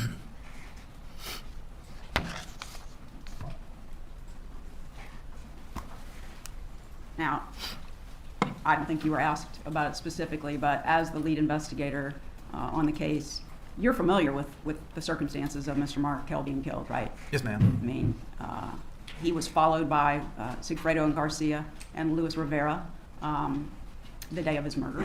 Yes, ma'am. Terrible. They followed him from his house to the preschool that the children went to, right? Correct. They watched him walk the children into the school, correct? That's correct. And then when he left the school and went to the gym, they followed him there, right? Correct. And after he was done with the gym, they followed him to his home.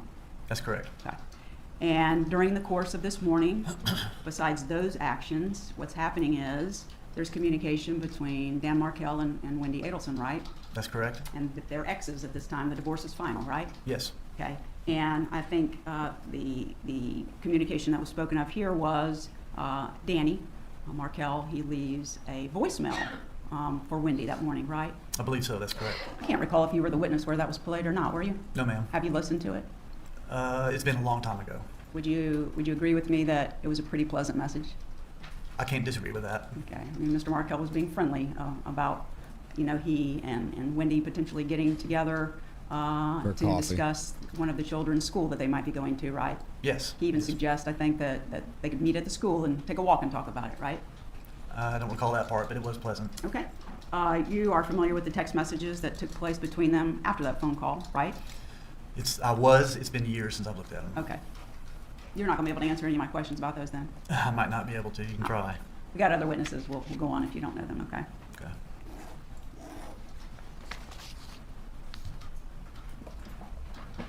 Yeah, I want to hear about Based that. on all of the evidence in the case, Mr. Markel didn't know what was happening, did he?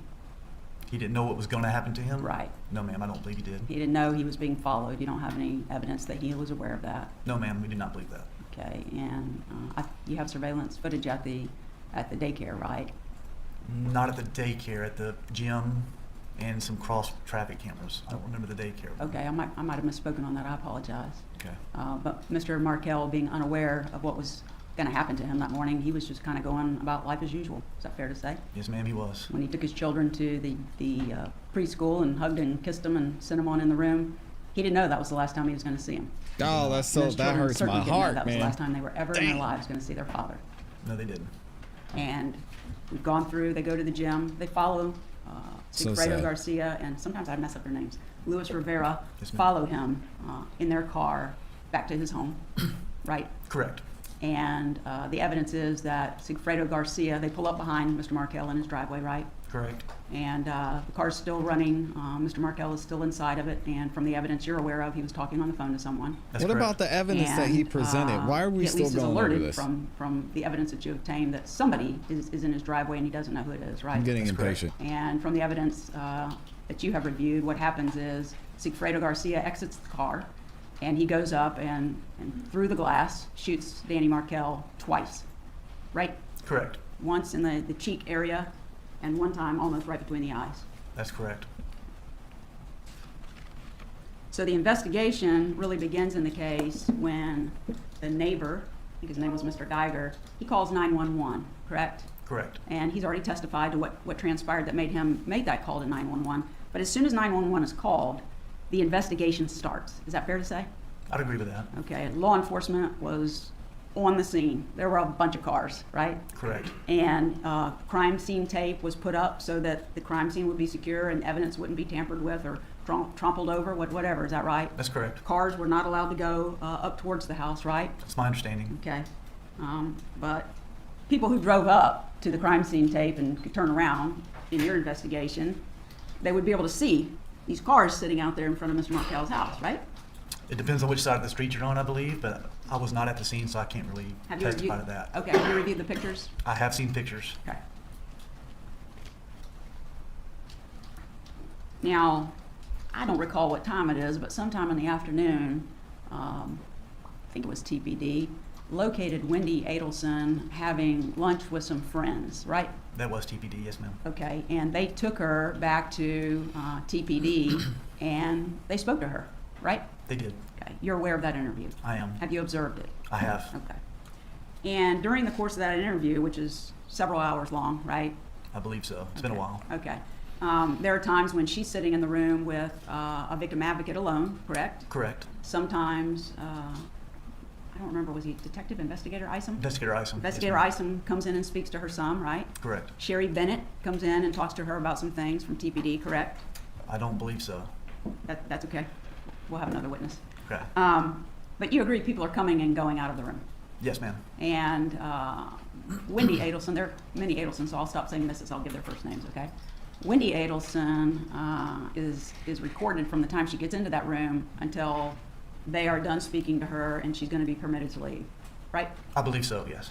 Okay, and during the course of her being interviewed, she says many things, but she certainly says that Mr. Markel's parents are going to think that she did it, right? I believe that's correct. And then she starts answering questions about who it is that possibly could have done this to Mr. Markel, and she gives lots of choices. Maybe it's an angry student, right? Right. Maybe it's someone that got upset with him, right? Right. And when she talks about her family, she said that her brother had previously joked that he was going to get a hitman, but instead it was cheaper to get her a TV, correct? Correct. And when asked about who was angry, she said that her parents disliked him more than anyone. Those were her statements, right? I believe so, yes. Okay, and from that date that she's interviewed there and she gives statements, fair to say that her family become suspects. It depends on whose definition of suspects you have, but they are persons of interest. Persons of interest, okay, from that time period. Yes, ma'am. Okay. How many suspects did you have from the time Mr. Markel was killed About through Donna Adelson being 6 or arrested? 7. Gotta be. Suspects? Yes, sir. I would call them persons of interest. I'm sorry, we'll use your word. Yeah, we had a lot of persons of interest throughout the case. Okay. I couldn't tell you a number, but there was numerous. You followed up on numerous persons of interest. Yes, ma'am. How long were there numerous persons of interest before you were focused in on the Adelson family? About a year. A year? Yes, ma'am. So you didn't consider in the first year the Adelson family as persons of interest? I considered them. You asked me if I was focused, and I was focused about a year in. Okay. On them? Yes, ma'am. Okay. There was an investigation going on regarding the Adelsons from the time that Wendy started saying these comments, right? They were part of the investigation. Okay. I mean, bank records were obtained very early on the Adelson family, correct? That's correct. And those were updated throughout the entire investigation, right? There was different times during the investigation they were updated. After they became main suspects and we identified Luis Rivera, we definitely did then. Okay. And starting on July the 21st of 2014, up through the day that Donna Adelson was arrested, you stayed actively involved in the investigation, right? Yes, ma'am. And in fact, you were even there Wow. when she was arrested, correct? I was there on every single arrest. Yes, Okay. ma'am. You're invested in the case because you were the lead investigator. Yes, ma'am. Okay. Have you ever made a mistake in your work? Sure. Have you ever initially assumed that one person might be a suspect or a person of interest, and later it turned out that they were not the one that committed the crime? Not a suspect, no, ma'am. No, not a person of interest.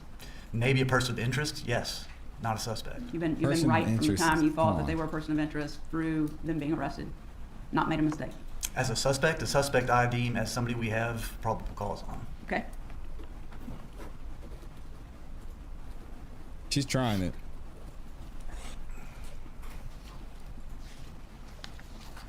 All right. So, not just TPD and not just you with the FBI. There were several agencies who were involved in this investigation. Is that fair to say? Not for the investigation, I would disagree with that. You There was the state attorney's office investigator was not involved in the investigation of this case? Later on he was, but there's not several agencies. There was just a few that assisted, yes. Well, the Miami-Dade Police Department got involved, did they not? They assisted, correct. And they assisted with the search warrant in Mrs. Adelson, Donna Adelson's home, right? That's correct. They were Yeah, I there don't when know she was where she's arrested. going with this, but we'll give that her right? a chance. I believe that was the Miami-Dade, There's different agencies down there, so Yes. different agencies would assist when we needed help, yes. So some We're all agency lost. down there If was we're was lost, there the for jury's arrest. Right. lost. What I'm saying is there's not a bunch of agencies who were invested in the case throughout the entire investigation. Oh, sure. There's I several mean, that assisted. there yes. are main investigative agencies, yourself and TPD. Yes, correct. But there were others who were involved as well. That were involved that assisted us, yes. Right. Even the Florida Department of Law Enforcement was involved in assisting, right? That's correct. And so, fair to say you had resources that were beyond just TPD, correct? Correct. Okay. And the evidence that's been collected in this case has been for years, right? Correct. I mean, What's your we're point, like, at lady? this point, unfortunately, Mr. Markel has been gone for, is my math right? 11 years? Yes, ma'am. Okay. And the different kinds of evidence that was obtained in this case include a lot of emails. I'd agree with that. One witness testified that there were hundreds of thousands of emails that were obtained in this case. I don't know what another witness testified to this. No, I'm asking your knowledge. You're aware that there were hundreds of thousands. I do know that, yes. Okay. And in addition to having these emails, you also recovered a lot of text messages, right? Yes, ma'am. Okay. Now, hundreds of thousands of emails, I can tell you from my experience in this case, that's not easy to go through, is it? No, ma'am. So were a lot of people involved in reviewing the emails for the investigation? TPD had people that reviewed the emails. Okay. What does any of this have And to I'm do sure with you're not anything? familiar with all hundreds of thousands of them. Is that fair to say? That's very fair to say. The ones that have been presented here with the state and you going over with them, preparing for court, some of them have been introduced into evidence, right? That's correct. Okay. And also, in addition to that, there are, even though you don't have recorded calls until the bump, I guess? That's fair to say. I could be mistaken, but I think that's probably the first recorded And calls. when I say recorded calls, I mean the wire calls. That's what you have that you've testified to here in court. Amy, We we had some talked wire about calls this prior to the yesterday. bump, like the first, about a week before the bump. Mr. Rivera, are you referring to? No, ma'am. We started the wire before the bump. Okay, give me those dates. I can refresh my note, look Please at my do. notes, refresh my memory. Yeah, please do. She's bringing up exactly what we were talking about yesterday. All the wiretaps they have took place after. It looks like It's gonna be 4/8 of important. 16 is when we started the wire on Mr. Adelson, Mr. Charlie Adelson, and Catherine McManus. And that went all the way through, is it June the 7th? I should refer to my notes again.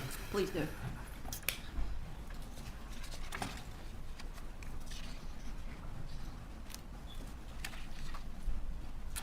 I don't have that on my timeline, but that sounds about right. June 7th is when, well, actually, I do have.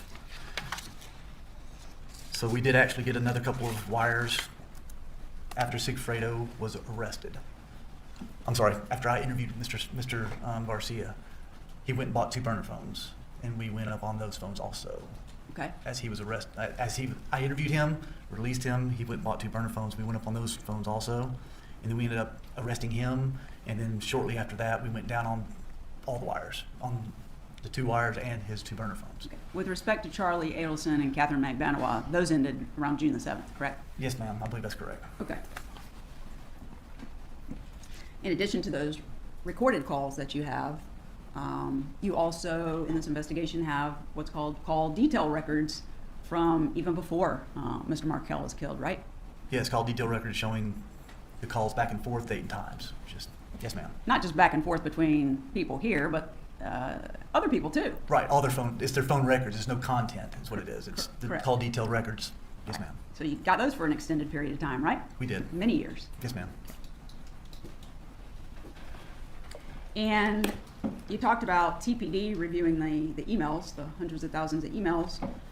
How about the recorded calls? Was someone listening in on those Which recorded calls? for the bump?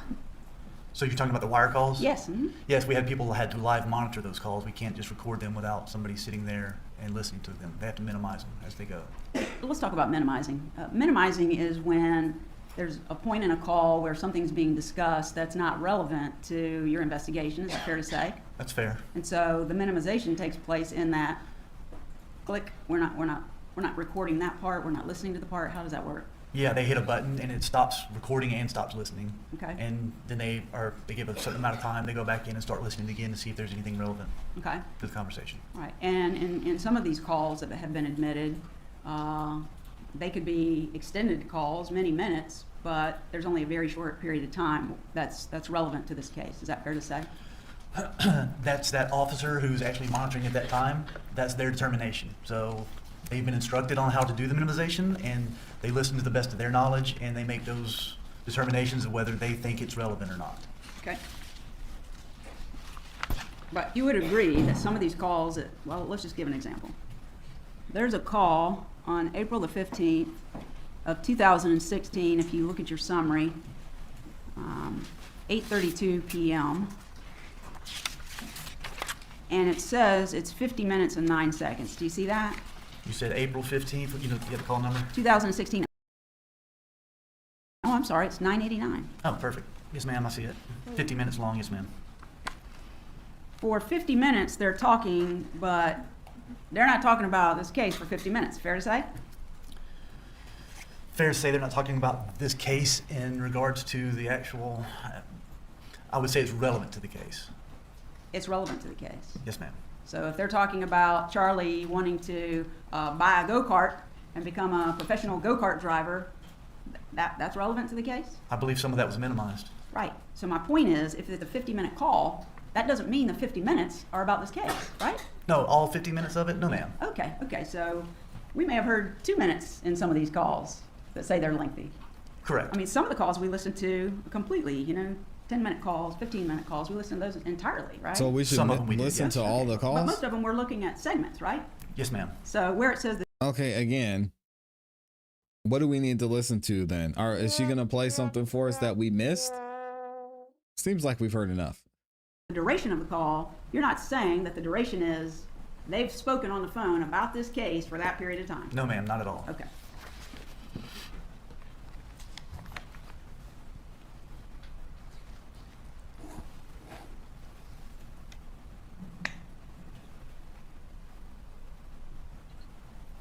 She's working on building up to the reasonable doubt here. I know I'm going to get this wrong because I get things wrong. We So all I'm do. not going to pronounce this right. I can't remember if it's Jeffrey Lacoste, something? I say Lacoste. Okay, I don't know Lacoste. either. All right. Was he a person of interest? What? I didn't deal with Mr. Lacoste. I never interviewed him. I had no real dealings with him. So Why would Jeff As be far a as your person of knowledge in the interest? investigation, was he a person of interest? at some point, I'm sure he was. Okay. Why? Wendy Adelson, in her interview, didn't actually offer up Jeff Lacoste as a suspect, did she? I don't know what you mean. Offer him up as a suspect. Well, when law enforcement's asking her who could have done this, she doesn't say, oh, I've got this boyfriend, ex-boyfriend, Jeff Lacoste, and he probably did it. She doesn't say that, does she? Nobody believe so. thinks In Jeff fact- killed Danny. She has a friend come into the interview room with her. You recall that? Not really. You don't? Okay, that's okay. We'll get him to play it. You recall that it's that friend who says Jeff Lacoste. I don't. That's okay. We'll Sorry. play it.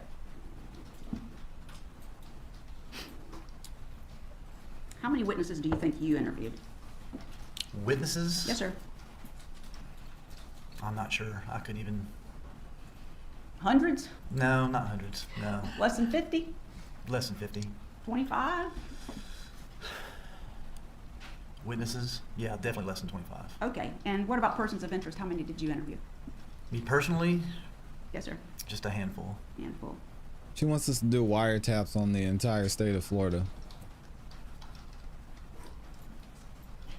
There was a call, RR, and that's, there's so many calls, that's not gonna ring a bell to you, I'm sure. I'm not even sure if looking at your summary, it's gonna ring a bell. But you were here when the calls were played, obviously. Yes, ma'am. And call RR is on April the 29th of 2016, between Catherine Magbanawa and Charlie Adelson. It says the duration is 10 minutes and 20 seconds. Yes, ma'am.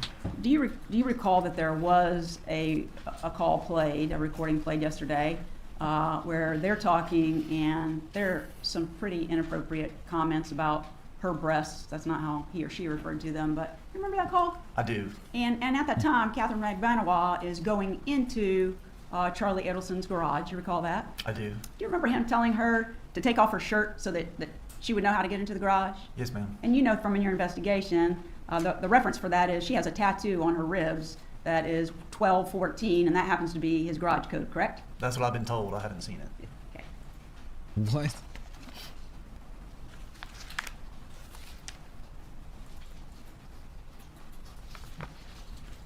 Is it fair to say that the information that was obtained in these recorded calls was used in your investigation to determine if you're moving forward on a person or not? Is that fair to say?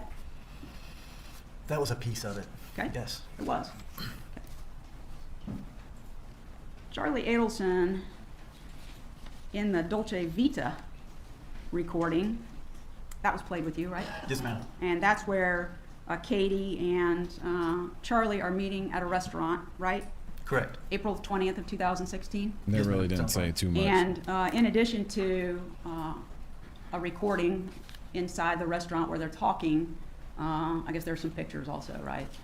Inside the restaurant? Outside the restaurant, they take pictures. Outside the restaurant when they were on the sidewalk. Yes, ma'am. That's before or after they go inside? After. Okay, so they go inside and they're there for an extended period of time. Is that fair to say?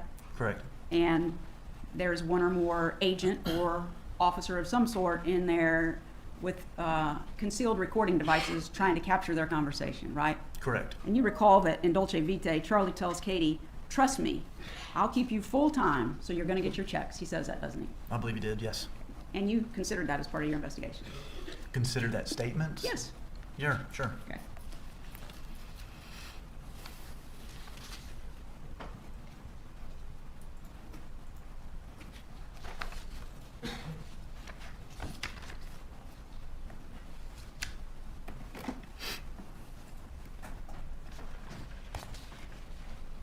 Okay, so we've had the agencies that have helped in some way, right? Yes, ma'am. And TPD was responsible for reviewing the emails.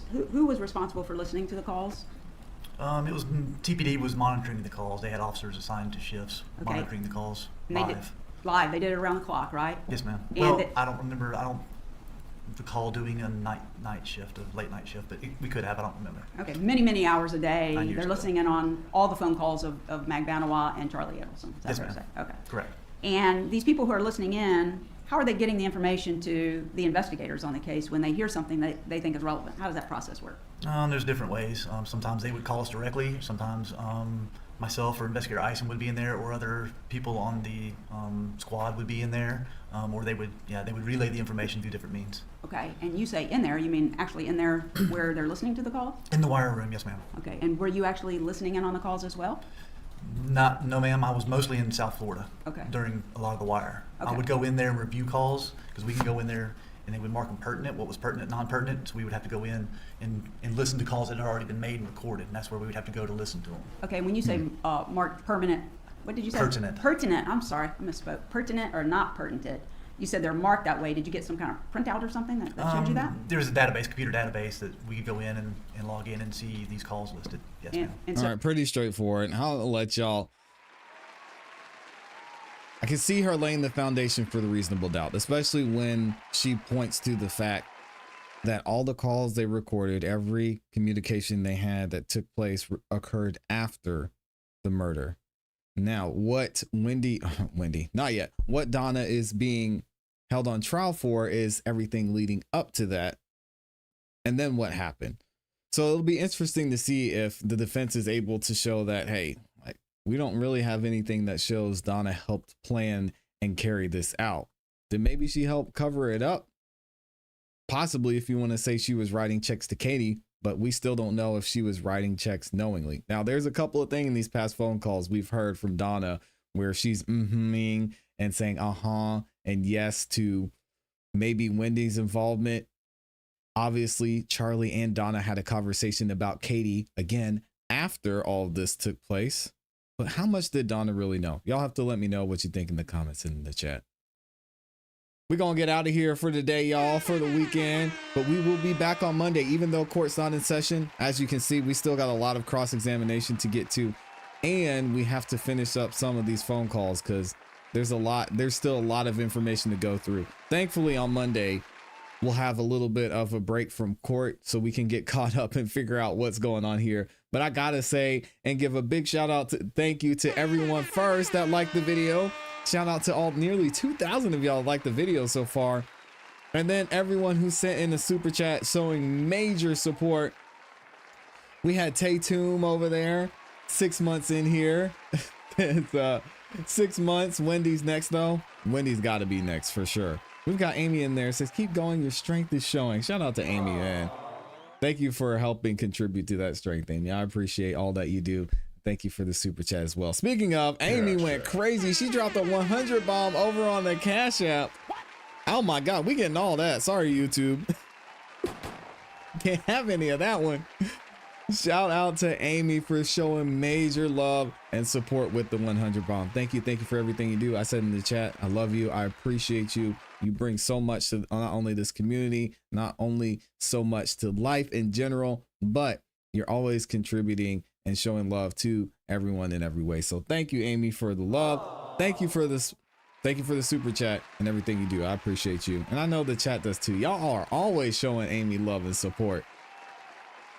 We've got D in here with the 2 pounds. It's pounds. I remembered. With the 2 pounds says long or short now. I can't say it right. I'm gonna mess up the accent. Amy does it better. And then Amy says, I do for you. Love you long time. Shout out to Amy. Thank y'all for the support. As always, we're gonna get out of here. If you haven't joined us yet on the Song of the Night Live and you want to hear some independent artists show off their music and have an opportunity to vote yourself and play some trivia, make sure you tune into the show tonight. It's going to be a great time. We'll be live at 8 p.m. Eastern Standard Time. If you haven't yet, subscribe, hit the notification bell so you don't miss any time we go live or drop a new video. Y'all know we don't take any days off. We'll be dropping clips on the weekend for y'all, and we'll be back here on Monday and tonight as well. So I appreciate y'all. Hope you have a great rest of your day. And as always, you know what to do. Keep growing, keep pushing, keep it classy. We gone. Peace.